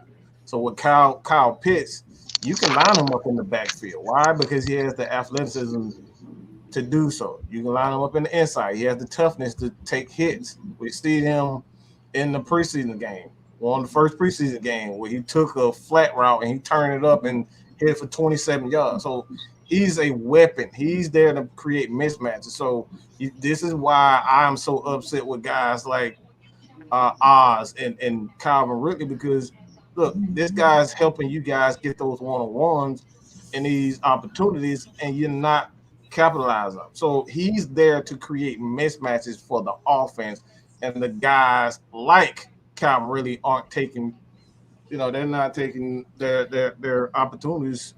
They're failing.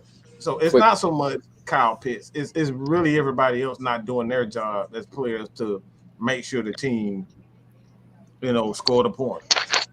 Getting back to Ridley, as far as the Arthur Smith system goes, how he likes his big possession receivers that can go up and get the ball on the outside, essentially. Now, my question is what would it take? Let's say if a team wanted Ridley, what would it take for a trade for Ridley? What would y'all want? A ham sandwich. I've already kind of answered the question real quick back on my Wednesday night stream. I was like, well, first of all, to go along with the point and the conversation that we've had earlier with Jay on there, at what point does it become patience and stop becoming accountability? Because everything that we've been preaching in the offseason has been about, hey, let's hold these players accountable for their actions, all right? Exactly. And it's got to be an equal standard. I want the top player to be just as responsible for what they're doing on the field as the 53rd, all right? And there shouldn't be any exceptions, all right? We're harping on Ridley because we expect him to be that great of a player that we've 100%. Seen him become before in the year past. So it's like we've seen that step up in his gameplay. For him to revert back to like the ways where we didn't really see that, or it didn't look as egregious as it did now, it's something that it's just baffling. And for us to like speak up on it and to get like to get some hostility towards us, dude, I want this person to succeed. But at the end of the day, if the shoe doesn't fit, I'm sorry. I don't care how much you love the shoe. It just doesn't fit. See, so to continue with my answer, I'm gonna call up another team that has a bunch of wide receivers that Ridley can fit along with nicely. All right, yeah, this receiver is gonna be a little bit older, but he's gonna be cheaper. He's gonna be perfect for this offense. So, give me a call for the Broncos to get Tim Patrick and maybe a 3rd-round pick. I'd be cool with that. And just Tim Patrick. No, I'm good on that. Yeah, I'm He's now good on that. Yeah, so I'd rather draft a tight end and get a wide receiver in the 2nd round. As far as your accountability point, it's funny because most of the people that want to rebuild, they're questioning people like us saying, why don't y'all want to have patience for Calvin Ridley? But y'all the main ones that wanted to blow the team up. Let's see, the thing about it is Ridley's been here 4 years already. I'm with Mike on this one. Exactly. He's been here 4 years. There's no excuse for that. You've been here 4 years. And 3 years. Go ahead. Alex, hold on. One second. Alex, that's you. Yeah. All right, go ahead. And it's crazy because ATM, you were talking about who's going to be the wide receiver 1. And I saw that Mad Mike had uploaded a poll about whether or not we should sign John Brown. Right. And me personally, and I know like this is just a hypothetical, I think we should sign John Brown. I think that, and this is no shade to all the other wide receivers on our team, because I think that Russell Gage and Alameda and Christian Blake and Taji, they're all good guys in their own right.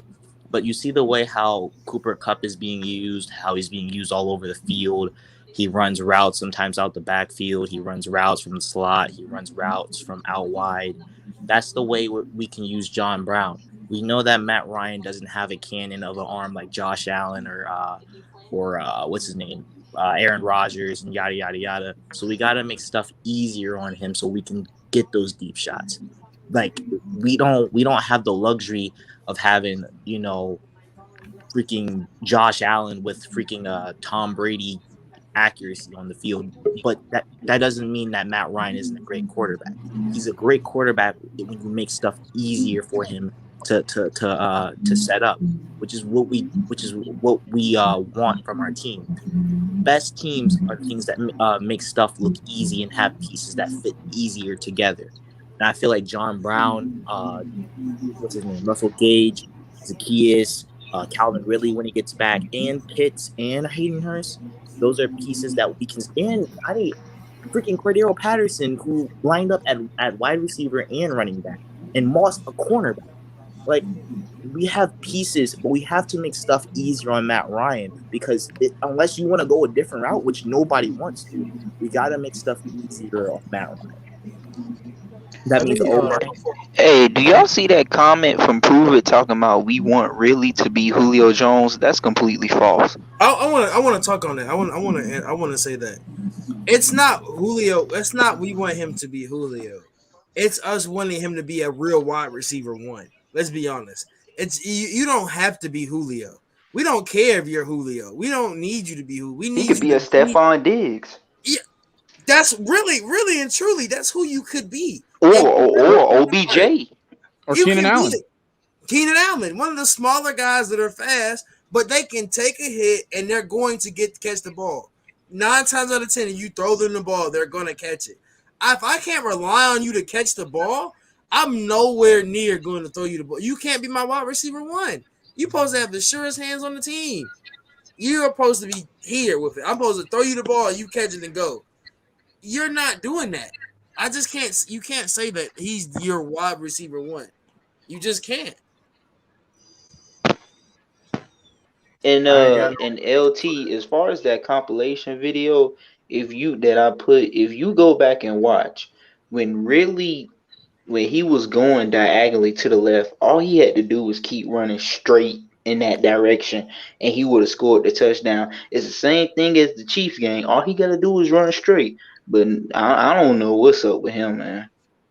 He don't want to get touched. I mean, he don't want to be touched, and that's the problem. Like what y'all was saying about fans saying why we don't want to be patient with Ridley. But like you saying, y'all literally are calling for head coaches' heads who want to been coaching for 4 games. How are you calling for a guy head who's only been here 4 games? And I done seen more out of him in the first 4 games than I done seen in the last 2 coaches in their whole tenure. Because they wanted Eric Bieniemy and what's his name from ESPN, this one particular guy wanted Joe Brady as our head coach. I know exactly who you talking about. You was just arguing with him the other day. Yeah, so like I said, that whole argument didn't make sense to me because you literally calling for a head coach job. You saying Rich McKay made another bad hire. That's false. Like I said, I've seen more of our offense. Okay, let me ask y'all this: what was been one of the main offensive struggles for the Falcons offense in probably like the last 10 years? Say what now? Left guard. You said left guard? Yes. Nah, I'm talking about as an offensive whole. You can't run the ball. We ain't been able to that's one, but what's the other main one? Scoring in the red zone. That's about it. Red zone scoring. What the hell have we been doing the last few games? We've been scoring. Scoring in the red zone. The red zone. Okay then. So you calling for a guy here who's been putting up TDs? Yeah. Like we've literally been struggling in the red zone for years, and we scored 3 times in the red zone against Tampa. We scored twice in the red zone against the Giants, and we scored 4 times in the red zone against the Washington name redacted. So, like, what is the problem? I see a few people say we should have kept Raheem, Dirk, and Dan Quinn. I'm not gonna lie. Look, as much as I love the coaching staff, there are some things that still drive me crazy when I watch when I watch the Falcons. And some of it honestly just stems from defense, but on offense, when we get a stop, I feel like when they show you a single high coverage and I see a slant being run instead of a hitch, and I don't see cover 3 beaters or zone busters that I was that I was assuming would be ran when Arthur Smith and Dave Ragone were taking over, that kind of makes me upset. When I see Okay, so let me say this today then, because in the game of football, what your mindset may be is not the coach's mindset. We're not in those rooms. We look at the game, but these folks get paid millions of dollars to do this job for a reason. We are fans. We are learning the game. And don't get me wrong. I'm not saying on their level, but I have a pretty good knowledge of the game. But I would never be able to sit there and tell them what they should and should. If I would do that, then the Dan Quinn era would be the time for you to say anything, because everything they did was just like, he just had you look at just your screen like, what the hell was that? What was that? Why did you call that? Why you ran in that? But at least in Arthur Smith and Dean Pease era, as of right now, as currently constructed, they're at least trying different things. It might not be everything we want to, but everybody's learning on the fly. But it's more good than bad, so I'm not gonna harp on the bad when it's more good. At the end of the day, when I look at this game, people might look at, well, the defense gave up 30 points. True enough, but people say, well, Dean Pease fault they gave up 30 points. That's false. If he put his players in position to make plays, they didn't make plays, which ultimately costed us. If your players make those plays, we having a whole different conversation right now. See, the coaches coach, players play. True. Go ahead. You're not wrong about that. If it wasn't for them tip passes, we really could have beat the Bucks. That's true. Basically, the Bucks played desperation football late in that game. Yeah, they hold by when we made the 3-point game, when Matt literally ran a zone read. They put the camera directly on Levante David, and his body language told it all. That whole stadium got quiet. He was shook. First of all, you've been playing Matt for how long? And he ran a what? How old? No, that ain't happening. And it came from when it came from being like a cakewalk to a victory to now you in a dog fight. No, Todd Bowles literally went from we calling a defensive game plan to just attack the weakness of the offense, which is the offensive line. There's just blitz, and hopefully things will work in our favor, which in hindsight it did. But at the end of the day, those guys, they played desperation football. They were shook in their boots because they were looking like, holy hell, we didn't expect this. We did not expect this. From what we saw against the Eagles in week 1 to today, this is a totally different team. What happened in 7 days? They need answers.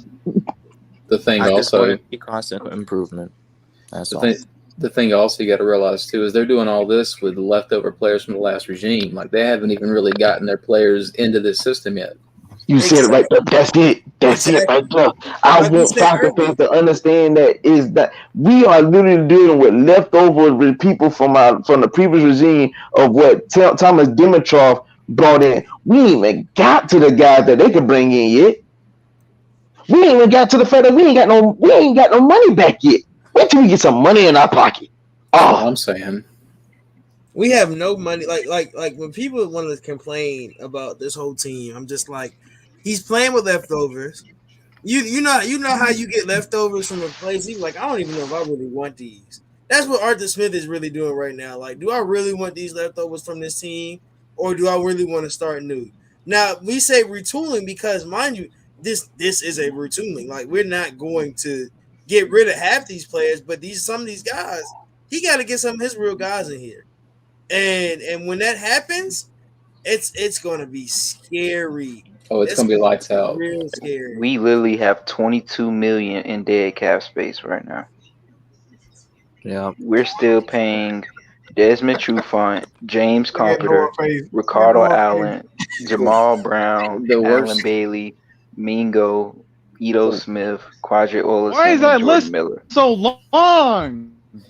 The worst thing that Thomas Dimitroff and Dan Quinn did, if you ask me, was not taking advantage of complimentary picks and letting players walk that didn't deserve contracts. Yeah. That's a number one right there. Yeah. We had a whole draft class that was Legit. out the NFL in a few years. Literally, the Metro from me and Chauncey did a thing. We did every 4 years with the Metro. Mike, you get on my fucking nerves. 2008 to 2012, the Metro did okay. 2012 to 2016, we go Super Bowl. 16 to 20, Jesus Christ! I don't know what happened. I can't tell you what happened from 16 to 20, but he just fell off a cliff. It's just like, man, I don't. It's bad. That was an anomaly. Yeah, like that whole draft class has just been horrible. Why the fuck would you cut that and he owe you $40 million? That makes no sense. Hold on. That makes no damn sense. Why would you do that? Hey, LT, that wasn't Mike that did that this time. That was me. And the reason why I did it, because I actually looked up the numbers. Okay. Let's go ahead and read. Let's go ahead and read these numbers. I was looking at it though. I ain't gonna lie to you. I was looking at it. Yeah. So I'm gonna go with y'all want to do this when I'm on the damn show. Y'all know I said yo. No, look. I'm gonna go with what G said here. He said we gotta trade Matt, cut him, do whatever you gotta do to get some cheese. Okay, let's look at pre-June 1st for next season. Okay, which will be the 2022 season. Okay. Mm-hmm. You would save $8.1 million in cap space. But you'll have $40.5 million of dead cap money. Matt Ryan's going to be here for a minute. I was going to say, get comfortable with Matt Ryan. He's going to be here to probably he's 40. He might get an extension while y'all playing. He might. Now, he might keep him.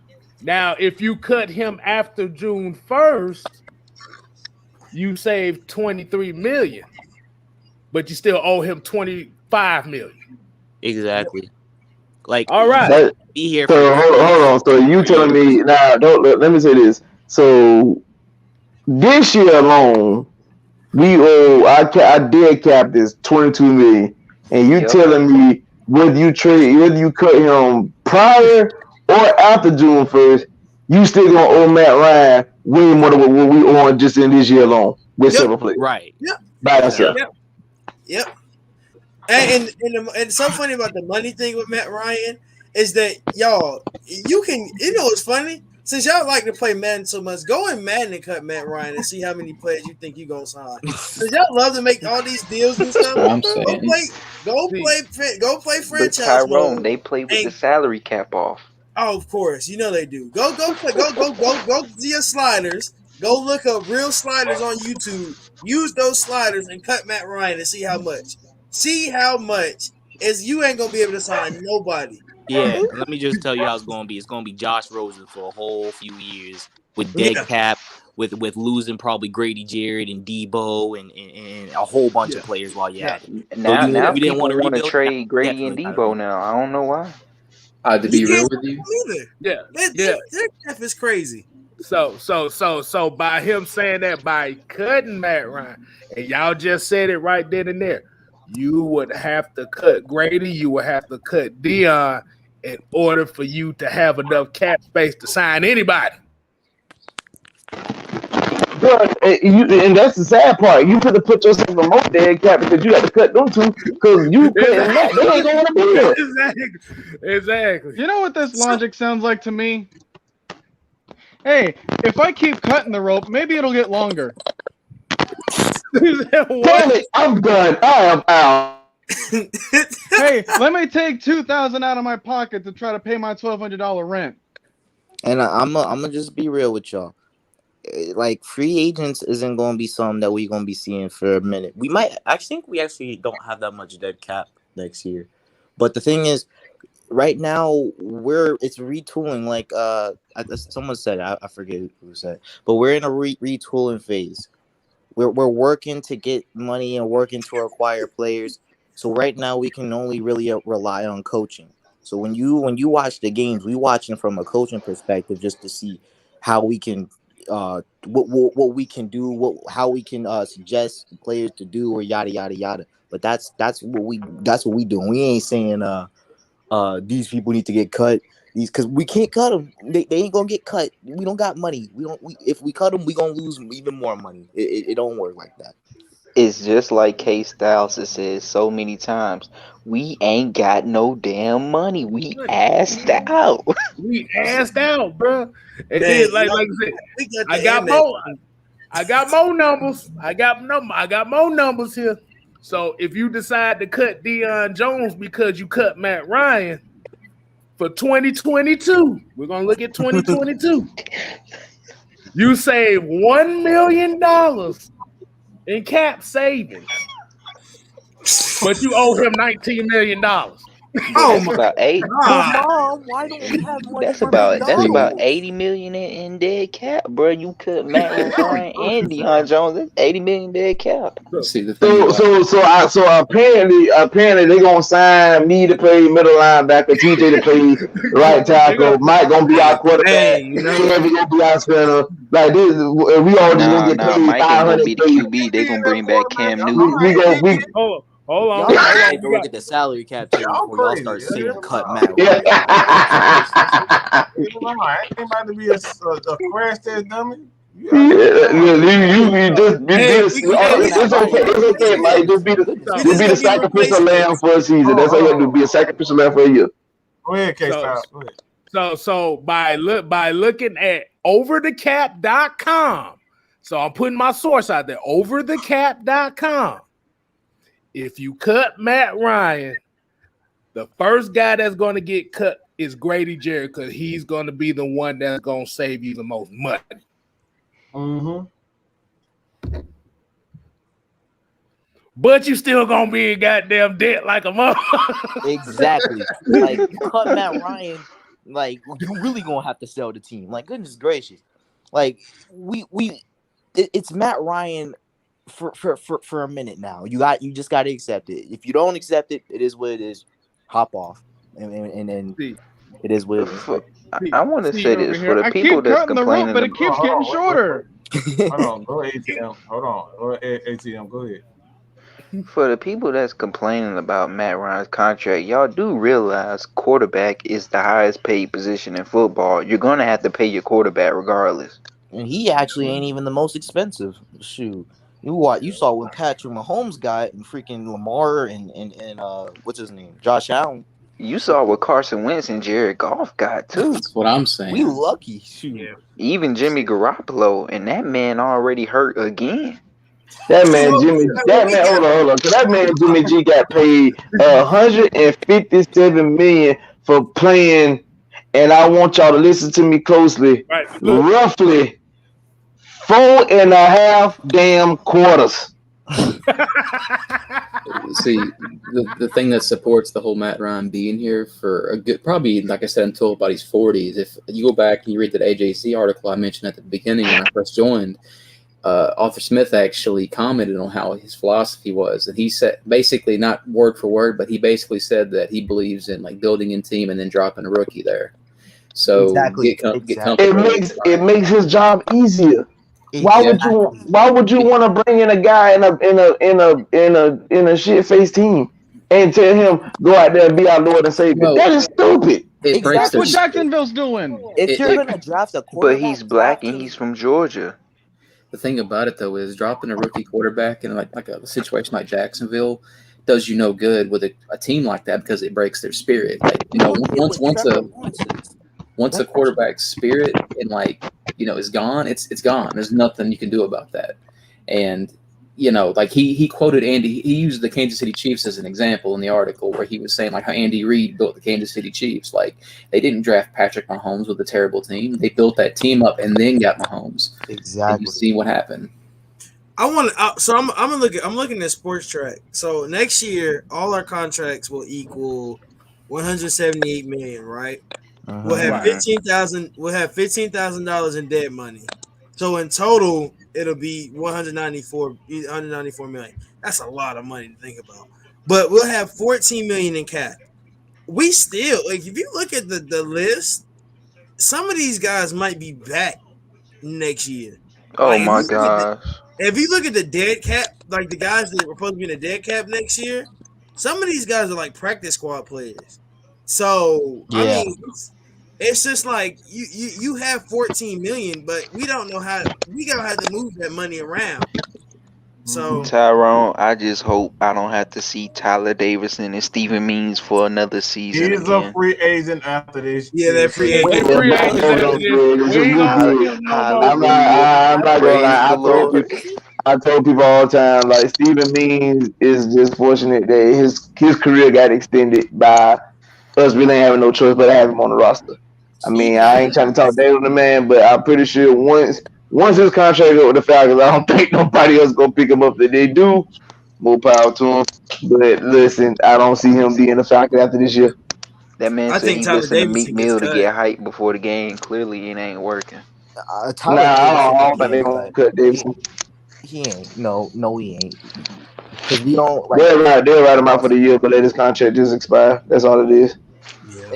And if his contract does expire this year, as a matter of fact, this is actually a good segue because I've been doing a lot of scouting throughout the year. Because Mike already know me, I be doing scouting when the season starts. Mike Pinnell that just got brought up from the practice squad, that's a guy that can really watch out to be our nose tackle. That can be a guy that we start signing maybe to 2 years after the season, and he can be our nose tackle. And we like draft someone this year to develop because realistically speaking, you might not always find a polished nose tackle in the draft. You got to get them and then maybe develop them for a little bit, and then maybe they might be ready to play. Because there's some things that just happens in the trenches that needs to just be developed in order to like not get blown off and not get freaking destroyed, and then the fans start saying, he needs to get cut. Like you gotta like you gotta work with your pieces, which is why like I feel like sometimes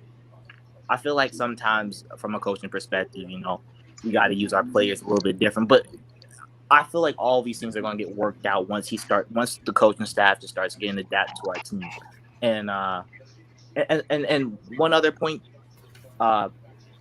if we were going to draft a quarterback and for Matt Ryan, whatever you guys want to do, Matt Ryan has maybe 3 years left on his contract.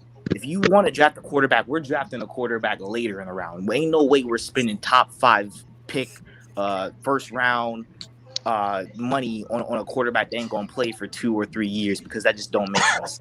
We ain't doing no Jordan Love. Why you looking like that? Why you looking like that, Noah? Because I've been saying that since April.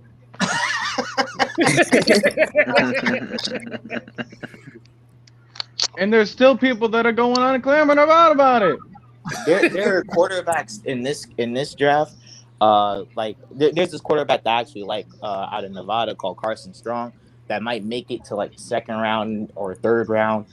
And those are the options that if you want to go in that direction, that's where you start looking at. You start looking at players that have what's it called? The intangibles and can sit behind Matt Ryan while we still develop a whole team that can when the time comes and when we have to like start negotiating and maybe part ways with one of the best Falcons of all time. Now we have a whole team to support a guy that's been learning from the dude. That's how you run a whole football team. You can't just say, all right, we're gonna take this quarterback and then Matt Ryan, we're gonna trade him. Like if you play Madden and watch franchise mode, y'all really need to start looking at that before y'all say stuff out your mouths and say we gonna cut Matt Ryan. Like that again, somebody said earlier they played with the cap space off because I'm here to tell you, like even I think the last time I really went into franchise mode on Madden was way back in the PS2 days, was like 07.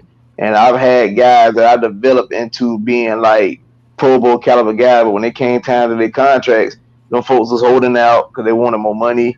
You know what I'm saying? There was some guys like I couldn't re-sign back because of the way my cap was set up and the way things was going. They wanted the big payday. I couldn't afford to get them a big payday, so I had to let certain people walk.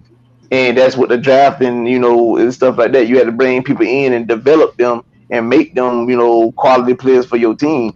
But you just can't just cut somebody and just bring in somebody and think you just gonna go from zero to hero just like that. Word to Disney and Hercules. But I just don't understand like I don't understand why people just think that this is that simple. It's not that simple. You gon' Again, I've been telling folks for the longest, the way how y'all set up, if y'all thought Cleveland run for not making the postseason was bad, the way people might if the Falcons remotely listen to a quarter what the fan base said, we will be so further down the road. Yeah. Really. Well, they had to sell the team to Alabama if they listen to the fans. Man, we Would wouldn't have sold the even, team to the XFL. we wouldn't even be on. Yeah, we wouldn't even be on a road at that point. Exactly. I'm looking at these folks. These folks got Matt still a top 20 QB. I can name he top 12. I cannot name you 12 quarterbacks that's better than Matt Bro, Ryan. you cannot name 19 quarterbacks better than Matt Ryan. Stop the cap, man. Man, most of y'all can barely name 19 quarterbacks. So stop that. Hey, I'm about to say Stone the Cat. I'm gonna put the link back up there so you can tell us right there in person. And one of them quarterbacks that ain't better than Matt Ryan ain't Buddy from Buffalo either. Nah. I want to go to Triple G. So you was talking about the Falcoholics saying we're drafting Malik Willis. So I do a college show. This is a shameless plug. I do a college show. Ain't no way in hell the Atlanta Falcons are drafting Malik Willis. Ain't a rat's ass in this world that the Falcons are drafting Malik Willis. Because let's be honest, Malik Willis will go top 10. I'll give him that. He's gonna go top 10 off of hype, and he's good. He's not bad. He's not a bad quarterback. You got in this draft right now. You have him. You have Carson Strong, who probably I really think Carson Strong might drop, but he's been projected to go up there. You still got Spencer Rattler. You still got I can't even think of that. Well, JT don't forget my quarterback got this motherfucker. Is he this year? Desmond Ritter. Oh yeah. I was just watching Ritter. I like Ritter though, but I want only two people in Corral. So out of those 6, the best chance we got is Carson Strong, and the guy. Actually, I forgot Arizona State's quarterback is coming out this year. I think this year too. Somebody's reporting he might come out this year. And those are the only 2 guys I think they can't. Those are the only 2. You're not going to get those top 6 unless unless they drop second or third round, because we're not drafting these guys in the first round. Really. When you say hype, are you talking about the Mel Kiper hype? Because he made sure Zach Wilson went number 2 this year. Malik Willis for Atlanta. I'll give Malik Willis this. Malik Willis is from Georgia, of course, so and he's black, and he plays quarterback, and he plays like Cam Newton. So of course, he was going to get the hype of, especially from Atlanta. He was definitely going to get the hype from Atlanta fans. Like, we need to bring Malik Willis here. He's not bad. I just don't think I like him. I just don't know how good he's really going to be in the NFL. I like Malik Willis too, but the thing is, you have to think about money. You have to just think about money. Like, Carson Strong is fine. Like, because by the time he starts, he'll have about 2 years to prove, whether or not he's ready. And in those 2 years, we can decide to extend him or just like kick the boot, which is fine, honestly. That's fine, because that means that Matt Ryan either sets off into the sunset or goes to a contender, and we don't lose money. And we tried something out, and if it failed, we still have more money. Like, it works out when you get stuff cheaper and you build a team. Like, first round pick, maybe you go Andrew Booth or Aiden Hutchinson or what's his name, Neal or Tyler Linderbaum, or whoever you want to go with. Like, we can get pieces instead of just start drafting the first quarterback we see because we think he's gonna be what's his name, Cam Newton or better. No shade to Malik Willis, because he's a great quarterback in his own right, but we gotta just start thinking. To add on to your point. Go ahead. To add on your point, and me and Mike, we talked about this earlier. If everyone is complaining about how bad this defense is, what sense Somebody please in the comments tell me what sense does it make putting a new QB behind that same defense? That makes absolutely no sense. And O-line. I literally was about to say, like, don't be Y'all just surprised. seen what Justin Fields went through in Chicago in his first game, right? Yeah. Y'all seen how Patrick Mahomes played in the Super Bowl without 2 starting tackles, right? And y'all gonna put a new QB behind that line and to play with a trash defense? That makes no sense. Don't be surprised if we don't even touch the quarterback position in this next draft. Like, this defensive line class coming up is supposed to be really deep. So, like, I can see us. It's a beautiful. It's beautiful. Yeah. This year's D-line, really D-line and O-line class is deep. So it's talent everywhere. Don't be surprised if we start stacking just straight line players. Like, whether it be we need Jordan Davis so bad, man. We need actually. There's a lot of guys actually. For example, I think that Falele, that 6'8" dude from Minnesota, we got to get him. I like him. 0.1. What's his name?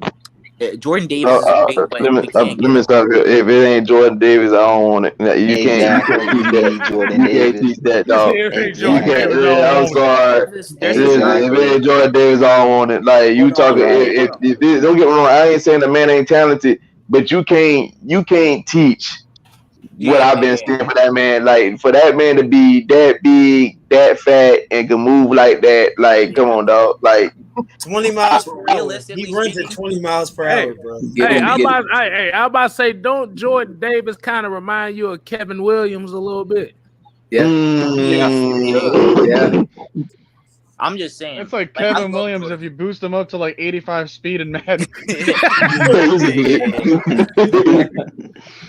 I love Jordan Davis. I think that realistically speaking, a lot of other teams love Jordan Davis. So if we don't get Jordan Davis, there's some other D tackles that are here on the board, like Travis Jones out of UConn, that UCLA D tackle. Goodness gracious, that man is pretty good. Like, I watched a few games, maybe 3 or 4, and that guy was just shedding. He's huge too. Like, he looks big on film.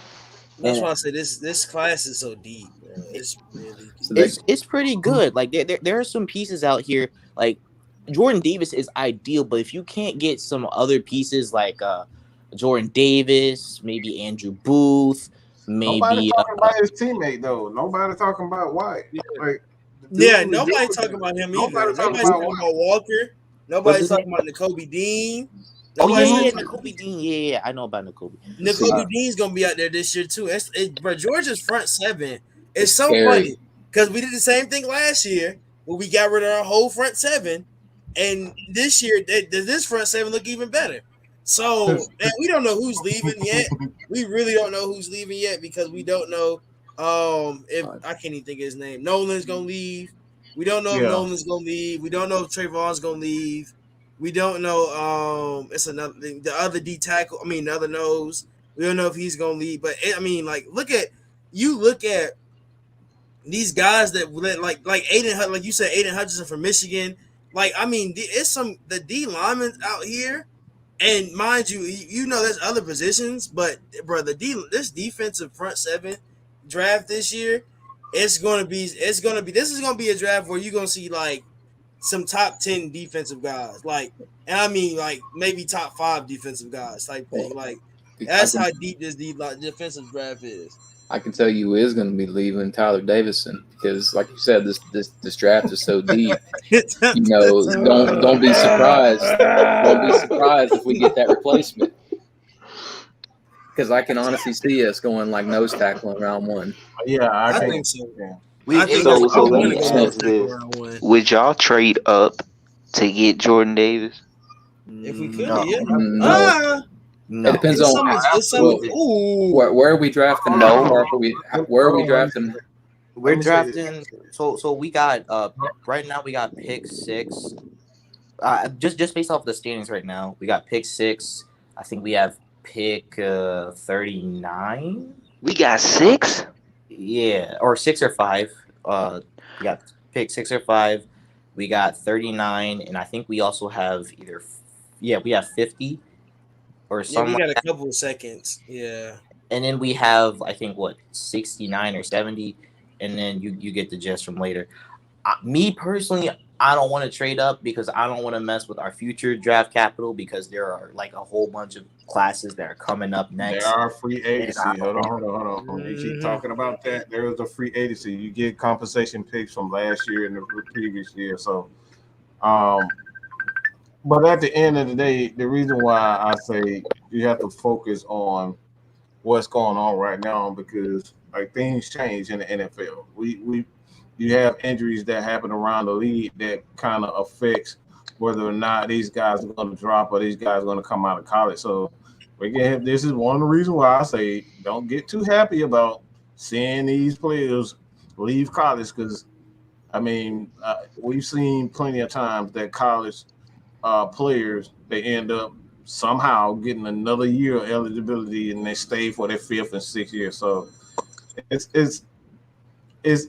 it's definitely one of those things where we just got to be patient because, like, again, we don't know with Taquan Graham how he develops, how Marlon Davidson developed, a number of guys. So, like I said, man, it's a lot of guys. We don't know what's going to happen with Fourier. We can end up trading Fourier. You know what I'm saying? We don't know if he likes Michael Walker more, he like Fourier. So again, it's all patience, man. You gotta be patient. I'll be mad if we trade Fourier. I ain't gonna lie, I'll be tight. The thing about go ahead, Mike. No, you're good. Go ahead. Ooh. Oh, I talk too much anyway. Go ahead, man. All right, cool. Appreciate that. No, what I was gonna say though is as far as like draft capital goes, I'm looking to like trade some of these players away to get more. Like I want more picks, not less picks. You know what I mean? Like that's why I brought up the whole like, you know, hypothetical about trading Ridley. Like I just don't believe he's a fit for this scheme. And like we can at least, I think, get at least a second for him. I gotta keep it 100 with you. In terms of Ridley, if there was a player that I was going to trade, I would consider trading Fourier because he is an expiring contract. You can probably get. I know his value isn't high, but you could probably get something, maybe a pick, maybe a 3rd round pick. Maybe I could spend it on Mike Jones this year, who's a good coverage linebacker who can guard slot. Tight end. Who? Mike Jones. I think his name is Jones Jr. I think his name is Jones. I'm not entirely sure, but he can cover slot, wide receivers, and tight ends. And I love Fourier. I love that he was a safety back in the day. I love that he's fast. But if I'm being 1,000 with you, I don't think he can really cover those tight ends like that. I got to be blunt. But he can do some stuff in the run game, and he's a good blitzer. But we could maybe use some of these picks to, you know, maybe get some other maybe some other pieces that can fit in a little bit better. Maybe. All right, let me go on that one because you mentioned about him being good in the run game, but he might not be the best cover linebacker. So what you gonna get a cover linebacker that can't attack in the run game? That or maybe a future pick for a draft class. That makes absolutely no sense at all. There you go, LT. There you go. I'm just saying, dog. I'm just saying, like, because the first of all, let me say this. I understand it's a passing league, but you still got to stop the run. Right. Like if you start the run, you forcing the team to become one dimensional. Right. Having a person like Fourier actually causes that. So now this is, like I said, what we've been lacking at is the pass rush and the front. You know what I'm saying? Having that pressure to getting QBs out the spot and having them forced to make mistakes.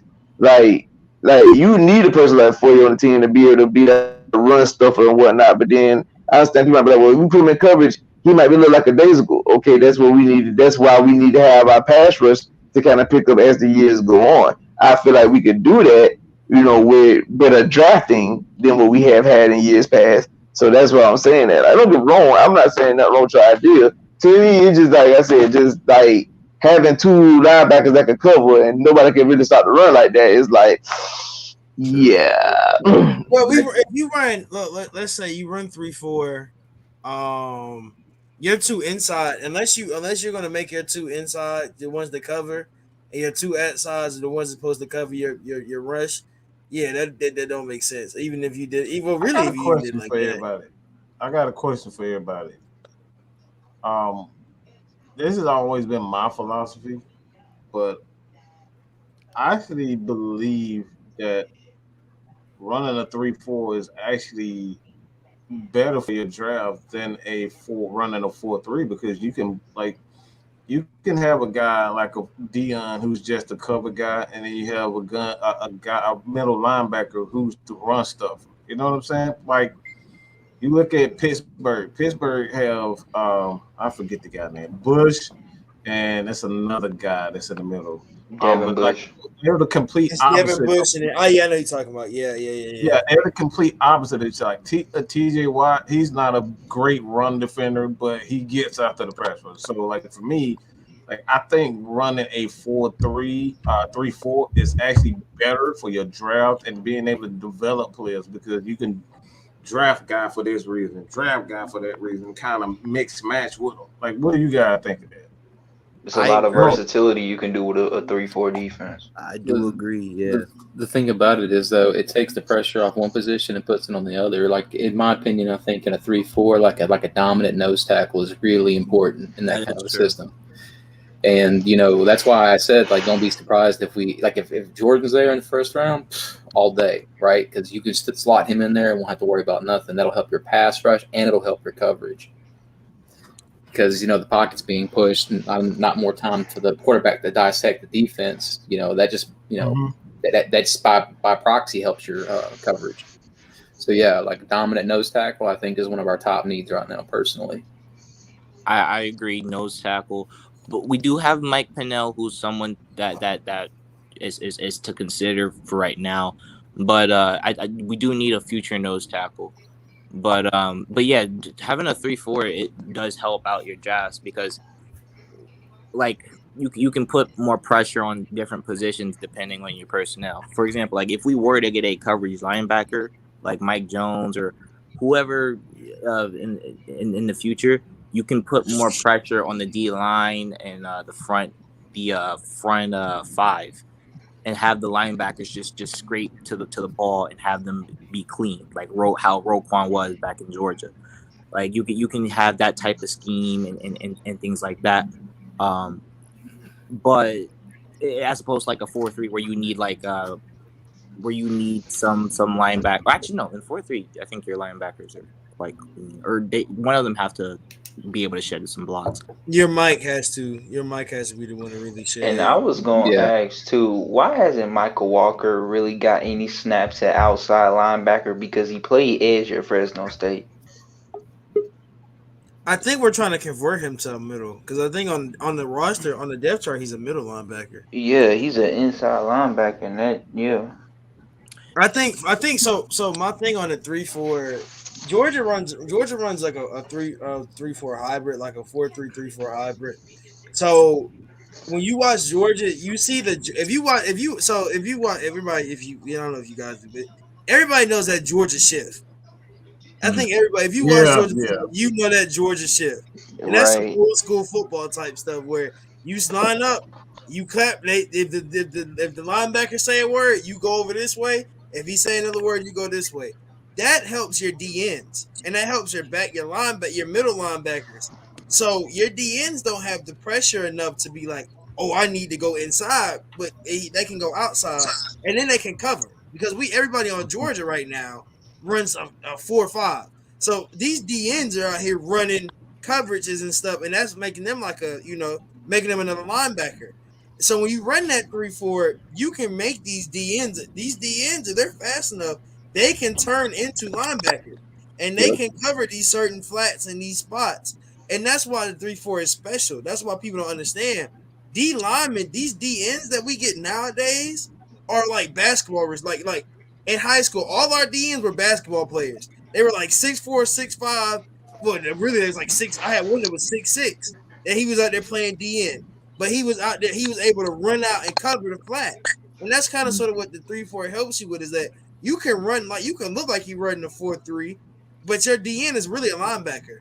That's what I really like about the whole system, and that's why it's easier to draft. I think Dean Pease actually has like a poor man's Dante Hightower in store for like Malik Walker. Like I think he's really going to be like the go-to middle. That's a good comparison, yeah. And there's another linebacker that I don't want to forget that we have on our team too, and that's Dorian Etheridge. Yeah, he showed out in the preseason as well. So, about this whole like hypothetical, if we trade Foye away, we're gonna need someone else to stuff the run. We're gonna need someone else in putting coverage. Technically, we have two of those guys that kind of fulfill half of those roles. Like if we try to put like Michael Walker as the rusher. Or even as the coverage guy too, because he wasn't that bad in coverage last year when he was actually on the field. And then with Dorian Etheridge just being the Mike guy, he's already had the experience of hearing the calls from, I want to say, Dean Pease, with the green dot on his helmet. So he knows what it's like in order to get people around him, and he knew how to shoot through gaps too. It's like I think what I heard from him coming out of Louisville, like the only reason as to why he wasn't drafted was because of his like a character issue or something, was it? Yeah, I think so. There was something like personal report that like his talent didn't cause him to be undrafted. It was just more something on the field. So and obviously we got that cleaned up with him because we haven't heard anything from him since. But I mean, like we have really good depth of our linebacker position too. Like that's always been the strength of our defense. So even if we are forced to give someone away, like a Deion Jones, like a Foye, this team has known what it's like in order to make the next guy become that guy. Right. Who was expecting Foye to come to be who he is now out of Yale? Yeah. Well, if you look at like successful franchises like the Patriots, for example, like the one thing that Bill Belichick abuses every single chance he gets an opportunity to is compensation picks. Like they're always letting players walk. They're always getting those comp picks because that's and then getting back to one of my first points, getting back to like the foundation of the coaching staff. All these coaches seem to have the same like mentality, same focal point, same like mindset. Those are the type of coaches that you want to develop players because they're all on the same page. So I would say embrace the compensation picks and only really sign like your Matt Ryans, your Jake Matthews, your Grady Jarrett's, like the players that really deserve these contracts. Like I honestly believe that giving Debo the second contract was kind of a mistake, honestly. Like I would have let him walk and got the comp pick because that would have probably been a second at that point. Easy. Because he was out of his mind before that second contract. That is true. And another thing is and this me thinking of a player to trade in Foye isn't shade to Foye because I do still think he has like some upside in coverage, at least in zone coverage, not necessarily man. But the reason why I considered trading Foye instead of maybe some other players is, well, we have Mikel Walker, we have what's his name, Errol Thompson and Etheridge and all these other linebackers. And if we get a linebacker and Mike Jones or whoever in the future rounds who maybe might be an all-around linebacker or something like that, we have personnel where we can sub in one linebacker who might be more of a bruiser or at least has good run instincts with the ability to take on blocks in the first two downs, and maybe Mikel Walker in the third downs where he is a threat to blitz and a threat in coverage to a degree, and then have Mike Jones cover tight ends on some possessions, be a little bit versatile and unpredictable. And that's the only reason why I think that I'd be more lean into trading Foye than Calvin Ridley. And like I'm content with keeping both of them if whatever the coaching whatever the front office does, I'm fine. I mean, I'm up for getting as many picks as possible. So if they traded them both, I'd be cool with it. Because like I said, this is a leftover regime's players, and I'm trying to get as many players into this regime as quickly as possible. But, getting back to that's what I was saying about Malik Walker, that like he could be a poor man's Dante Hightower, because that's what Dean Pease did with Hightower in New England. He would play in middle and then like pick him outside linebacker on third downs. You don't know if he was going to rush or if he was going to drop into coverage. Like he was crazy. Mm-hmm. My only problem with getting sorry. Go ahead. My only problem with getting a little bit too many too many young players on the same around like the same area is that I take a look at this team right now and I take a look at all the rookies that are kind of been like that are kind of behind the curtain still, you know, like Richie Grant, like Darren Hall, like Drew Dahlman. Like there's a lot of young talent that we've drafted already that we just haven't seen a whole lot of like on-field snaps with. So I think they're trying to protect them for a reason because of how, you know, especially on the defensive side, like how complicated our defensive scheme has been. I think that's one of the main catalysts as to why Richie Grant, why Darren Hall hasn't been on the field yet. Like Avery Williams, yeah, like he stepped up because he's got like somewhat of a different mentality, you know, but when it comes to some of our other rookies that have those high expectations, you know, we're sheltering them because if we put them up on the field right now, they're going to look sloppy. So if we have too many of those young talent that are on the field at the same time, we're not going to be able to hide them, you know, like we have the capability to now. So if we do that, then we're going to have a bunch of young talent that is still going to learn the offense, or they're still going to learn both the offense and the defense at the same time. And yes, that can gel, but are we going to be like improving like the Panthers have been in the last couple of years, or are we just going to go downhill like the Jaguars have been? Yeah. You know, like there's a whole mindset to that as well. Like with how with how sophisticated Dean Pease is on his defense, with how sophisticated Arthur Smith is on his offense, like you're going to need some time. Yeah, I don't necessarily mean they should. I'm just saying, like, I wouldn't be like trying to call for their head if they did. Is all I was saying. Right. And then cheap contracts is something that you also appreciate too. But then we also have to kind of look at it as well as when you said about Carolina, it's about establishing that identity. Like you said, that's what these guys are trying to do right now. They want to establish that identity of what this team is going to look like. And that's the biggest key. But hey, man, look, we got we're about to go into 3 hours.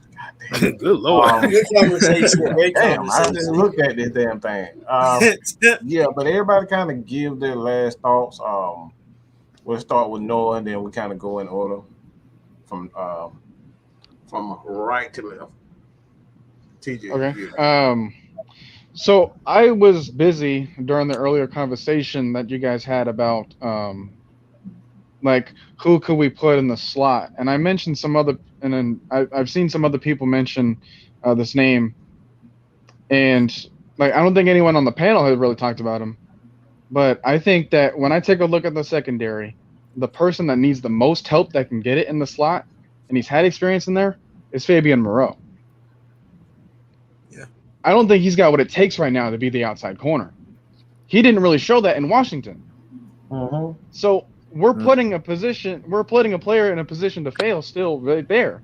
You know, so if he's got the capability in the slot, he's got the other outside corner now. He's got the linebackers next to him. He's got the safety behind him, and he's got a defensive or like an edge rusher in front of him. Like he's not on an island anymore, you know. And that was his problem, is that he was left alone for him to get picked on by the quarterback. So if you put him over there, he doesn't have to worry about like, oh, maybe I'm not fast enough, or maybe I got to double guess my coverage looks, or maybe I got to do this. You know, and that's what I've been seeing from him. I've been seeing him just making too many mental mistakes. But if you have someone around him that can recover for him, I think that'll be better. So, you know, that's my response to that question.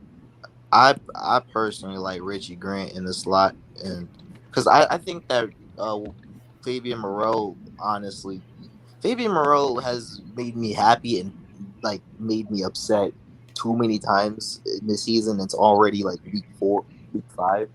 So I don't like I trust Richie Grant a lot more because I think he's a blitzer. He has good instincts in man. He's obviously great in zone. He's a pretty good tackler for his size. I think he fits really well in the slot in replacement for IL. For me, it's just about knowledge, though. Yeah. Like you can be instinctive, you can be all that kind of stuff, but I think he's making a little bit more mental mistakes than Fabian right now, to the point where, yeah, he can technically do all that stuff, but if you put him on the field right now, he might get to the wrong place faster than him. He might get to the wrong place quicker than Fabian, True. and I don't want that to happen, and the other side of this too is, I'd rather hold Fabian more accountable right now than for Richie Grant to play bad. Right. I get that. I don't want that risk for him. I don't want him to be in a Jalen Mayfield type of experience where he gets thrown into the fire and then he doesn't exceed our expectations. Right. And someone brought up Kendall Sheffield. That's a like it's he's such a duct tape. Like, I like Kendall Sheffield, but where he seems comfortable, it seems more so on the outside, and also it's really, really hard to play in the slot because it's a two-way go. If he bites on one fake, he's done. And so I don't like. That's why IO was kind of like as impactful as he was, because he could play both ways. Like, if someone wanted to release both ways, he could flip his hips and play play the ball, because he's best in press man. Which, by the way, he's made great strides in his progression, in his progress to be better in press man, because he has that kind of, what's it called, Richard Sherman, aka Stephon Gilmore type press man play type when he's playing press man. So it's really hard to get slot corners that can be disciplined enough. So I don't know if I want to put Kendall Sheffield. Yeah. All right, DT, what you got? Well, yeah, I just want to say thank you. I just want to thank you guys, for letting me come on, of course.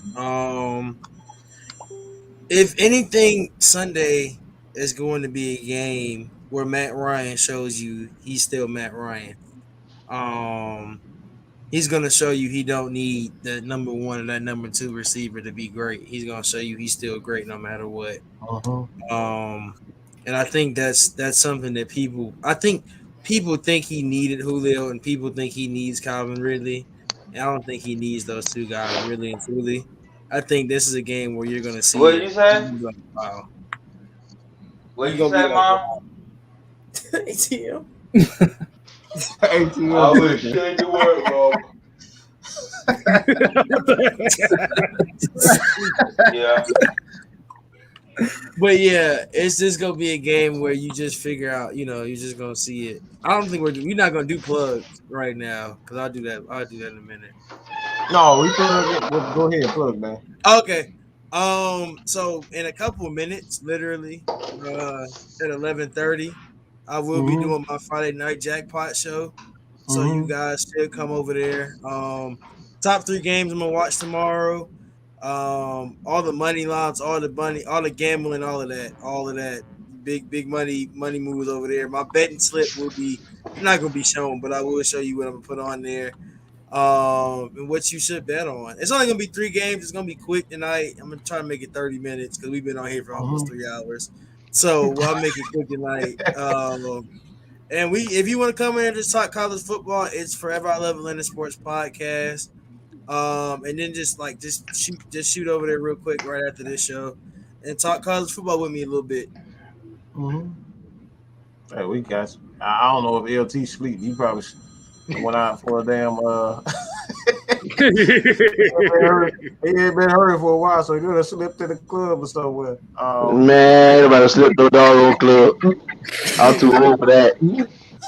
Nah, man, my final thoughts, man, just basically we just, like I've been telling people, man, just support the team like you should.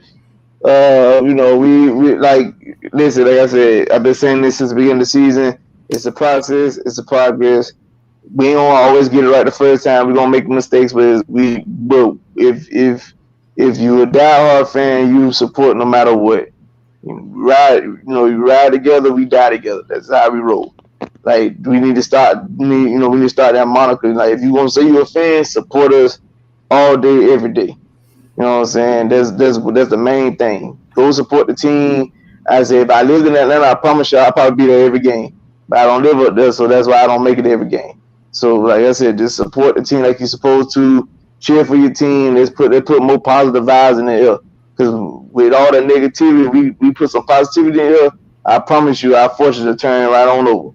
Mm-hmm. That's it. All right, what you got, bro? Well, first off, I want to say it's always a pleasure to sit on here and chop it up with y'all. I love talking football with y'all, and I just want to let people know that, this is an installation season. Just enjoy the season, because this coaching staff is working with leftovers, and most of the leftovers are cold and stale. We and you look at it this way: we could always be the Detroit Lions. You know what I'm saying? So yeah, be grateful for what we got. Yeah. AZM. He probably sleep. Nah, I ain't sleep. I just want to say thanks for having me on the show again. Everybody, make sure y'all go follow everybody on AFN, and follow my Twitter at ATM0534. That's where I post the receipts, so you better watch what you say. Better watch what you say. It's gonna be on display. Did you plug your articles and whatnot? I don't know if you plug your. Yeah, guys, check out the website, man. I'm trying to do like the biggest dissection of the game that I can try to do, man. I provide pictures. I provide like the dang near the play-by-play. I try to cover everything that I see from every single play. All right, and I'm trying to do my best in order to educate the group that tunes in and watches it. I know it's a long read, all right? It's just like 5 pages long on a consistent basis. But that just shows you how dedicated I am in order to give you what you guys can probably need, or what you guys can probably use, and how do we improve? So that's the only thing I want to care about. I don't care about my socials, because that's my personal stuff. I've been having to turn on a lot of people that are declining. I got to decline. I'm like, I'm sorry, man. It's just a respectful thing. It's like, you're not gonna find all my Falcon stuff right there. You're gonna find like, don't. Just don't. I'll just say, man, y'all continue to. Hey, this is Friday Night Madness, man. Y'all already know how it goes down. This is for y'all. That's kind of why we, sit up here for 3 hours and just let y'all, let you guys speak. So that's what Friday Night Madness is about. It's about y'all. Like, you hear enough of our talking throughout the week, so this is all about you guys. But KStylzz, you want to close it out, man? Oh, man, I'm going to close it out. Like I said, we appreciate everybody on here. Noah, ATM, TJ, Vlad, LT. Like I said, we definitely appreciate y'all joining in with us. Like I said, this is Friday Night Madness for a reason, because we all crazy as hell, and we all crazy about football. This is what we do. This is the barbershop talk that we got going on. But my final thing is, did a stream yesterday, and I get a comment that's about fucking 45 to 50 minutes long. Now comment that long? Gonna read all that shit.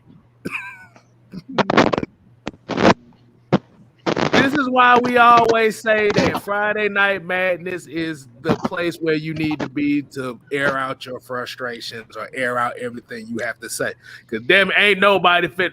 Bruh, I kid you not. I kid you not, boy. Someone sent you the Bible book of Psalms. The book of Psalms, boy. This was the book of life he goddamn hit me up with. And I like, good Lord. Proverbs. Sounds like a wall of nonsense. I heard every noun and verb in one comment. I was like, yeah, this but like I said, and the comment was very interesting because it was saying on the verge of, well, we're tired of losing and fans are not going to support the team because we're not winning. Only thing I say to that and to certain fans, and also Stone Decatur, you didn't come on like we wanted you to. You said you had 20 quarterbacks. I haven't heard a single thing from him since. He ain't been back on since. His homeboy G was in here talking junk all week. I was surprised he didn't get a chance to hop on. But they be scared. Why y'all be so scared? Hey, man, why y'all be talking trash in the comments? Don't come on the show, man. That's female baby. We're not bullies, bro. We don't bully people. They don't come in here and be stupid. Bro, like I said, we good. We good people. All right. Oh, okay, G. Hey, G. Y'all gotta stop showing your skirt and actually show up when they tell you to come on, man. Hey, no, G. I want you to be my last comment, bro. Okay, I'm gonna put it back in here. G, you gotta come on here now. You gotta come on here. Let's wait about 2-3 minutes. I gotta wait on G because he said something earlier this week that made it very interesting. Don't nobody say nothing.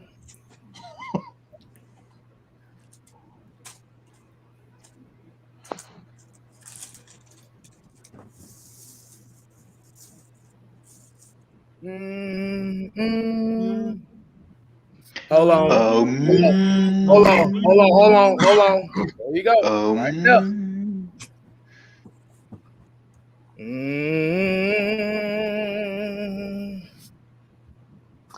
Peace and courage. No matter what's going on. Hey, G, I'm sorry, bro, but you the trash you just talking right there. Bro. This is what we talk. This is what we talking about. Like I said, it's easier to talk trash when you're typing. It's easier like that. But like I said, this is what Friday Night Mad. Like I said, we just sit back, we listen to what you have to say, and we ask you questions based on it. It's not about being, like I said, we're good guys. We're not bad guys. But the issue is we have a lot of people that like to talk junk and like to have all these opinions and stuff. And like I said, all we want is the conversation. And by you trying to talk about us Matt Ryan lovers means you got a whole lot to say. Because I want to ask y'all a question. I'm gonna ask y'all a question. Have you noticed that anytime somebody that likes anybody that doesn't like Matt Ryan talks to somebody about Matt Ryan, they always gotta have something to say as far as trying to demean their character? Have you noticed that? Noticed that? I think we've all been victims to it. We've all been victims to it. But the thing about it is, if it comes down to where you have to say all that to make yourself feel good, and we ain't paying you no mind. Because like I said, when people say Matt Ryan hater, that's the most generic ass thing you could say. That ain't even anything to be roasting y'all about. We just saying, just get off our backs. But like I said, dude, you can't talk trash. See, he doing it right now. Dude, you doing it right now, but you're not getting on. We're going to still wait a couple minutes. Hey, man, G, stop being scary, man. Say what you mean and mean what you say, man. You got to get it. But like I said, if you make me late to my show, G, you're going to make me mad. So I'm going to need you to figure out what you're going to do. We got 10 minutes left on the clock. I'm gonna need you to figure out what you want to do. We ain't got no 10 minutes. We got 3 minutes. I mean, you quit. But like I said, you like that. This is what we talk about. You quick to type, but you're not quick to get on. That man don't type my name 2 times already. I ain't said nothing. He typed your name 2 times. He done typed all our names. He done generalized everybody on here. He done typed your name. He done typed this. Ain't nobody ganging on anything. Bro, I have not said. I will not say one word. Okay? Like I said, we not saying nothing. Like I said, we just gonna be silent. But if you come with the wrong energy, we gonna have to call you out on it. You have to explain yourself.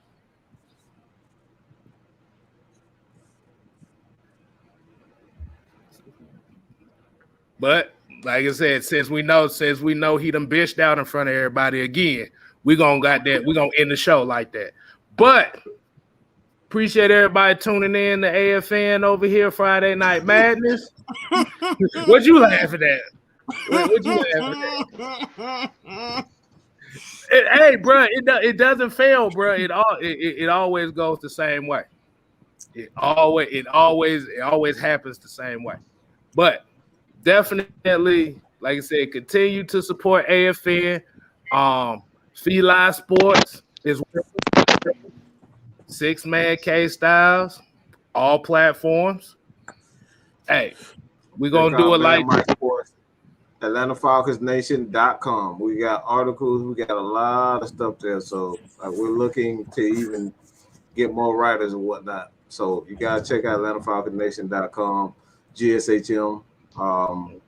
We got a lot of stuff, man. Like I said, it's plenty of content, man. If you're a Georgia fan, just Georgia sports fan in general, we got plenty of content for you guys. So just hit us up. Hey man, I don't know why y'all think we bullies, but we're far from bullies. All right, we're far from bullies. And we just want you guys to come in there and speak your mind. Don't be scared. Speak your mind. That's it. Exactly. Like I said, if it was the other way around and it was one guy that liked Matt Ryan and it was like 50 of y'all that hated him, y'all be ganging up on him actually quicker. I'm just saying. But hold on. Let's get Cole Ranch in here right quick. Like I said, I'm gonna let you go. Hey, what's going on, man? Nothing much. I've been doing some studying stuff, so I haven't been able to see this show, but I saw this was still on, so I clicked and I saw y'all speaking, so I decided I could use it.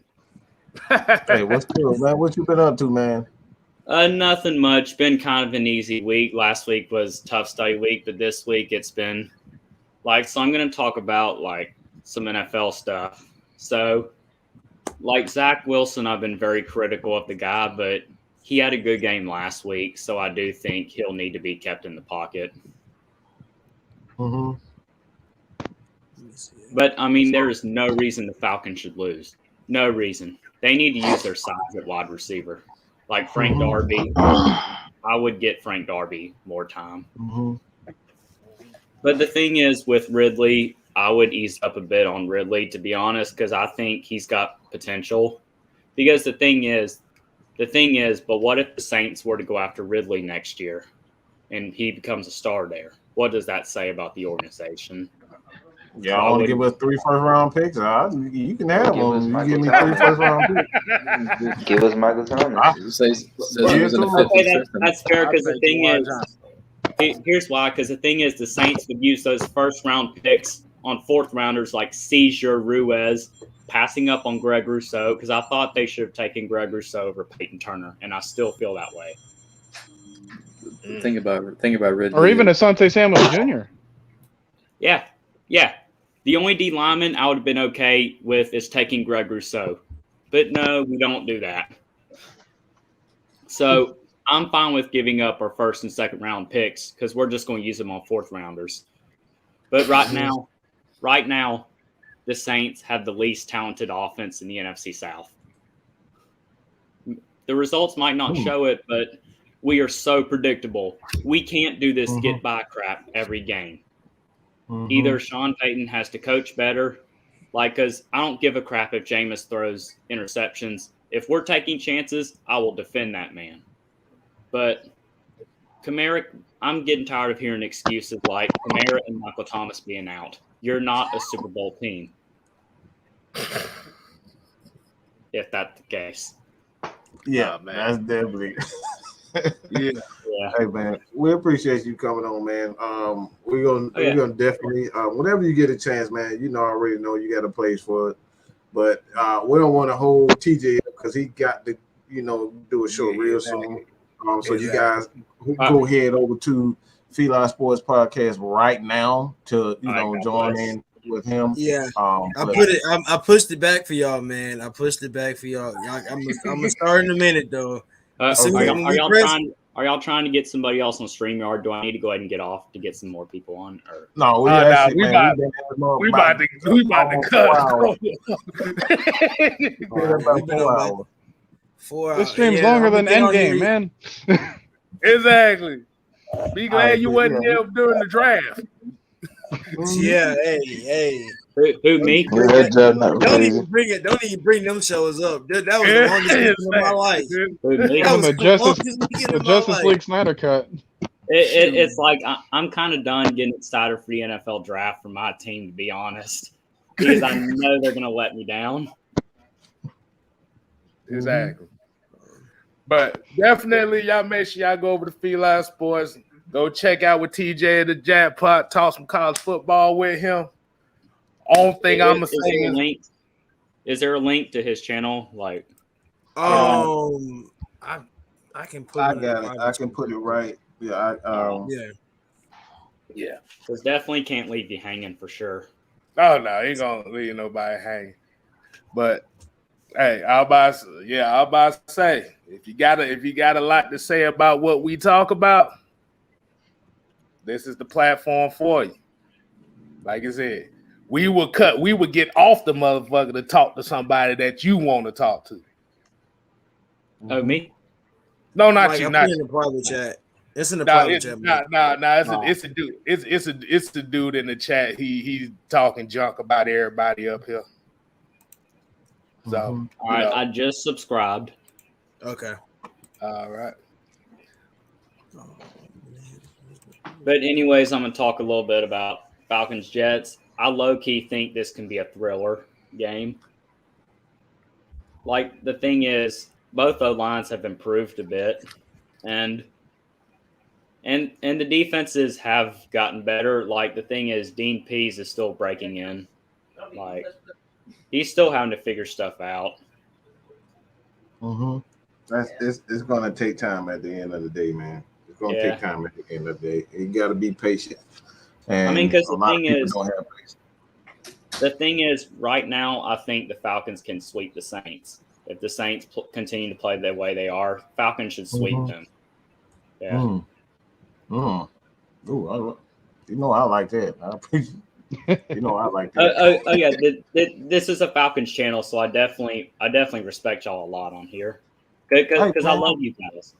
It's just so happens to me I'm a Saints fan, but other than TJ Jones on the Saints, y'all are the source for news. Right. Because I kind of like when you get berserk defending your team, because I think it's pretty funny. Yes, Asia. Hey, Asia talking about y'all still up. Yes, Asia, we still up.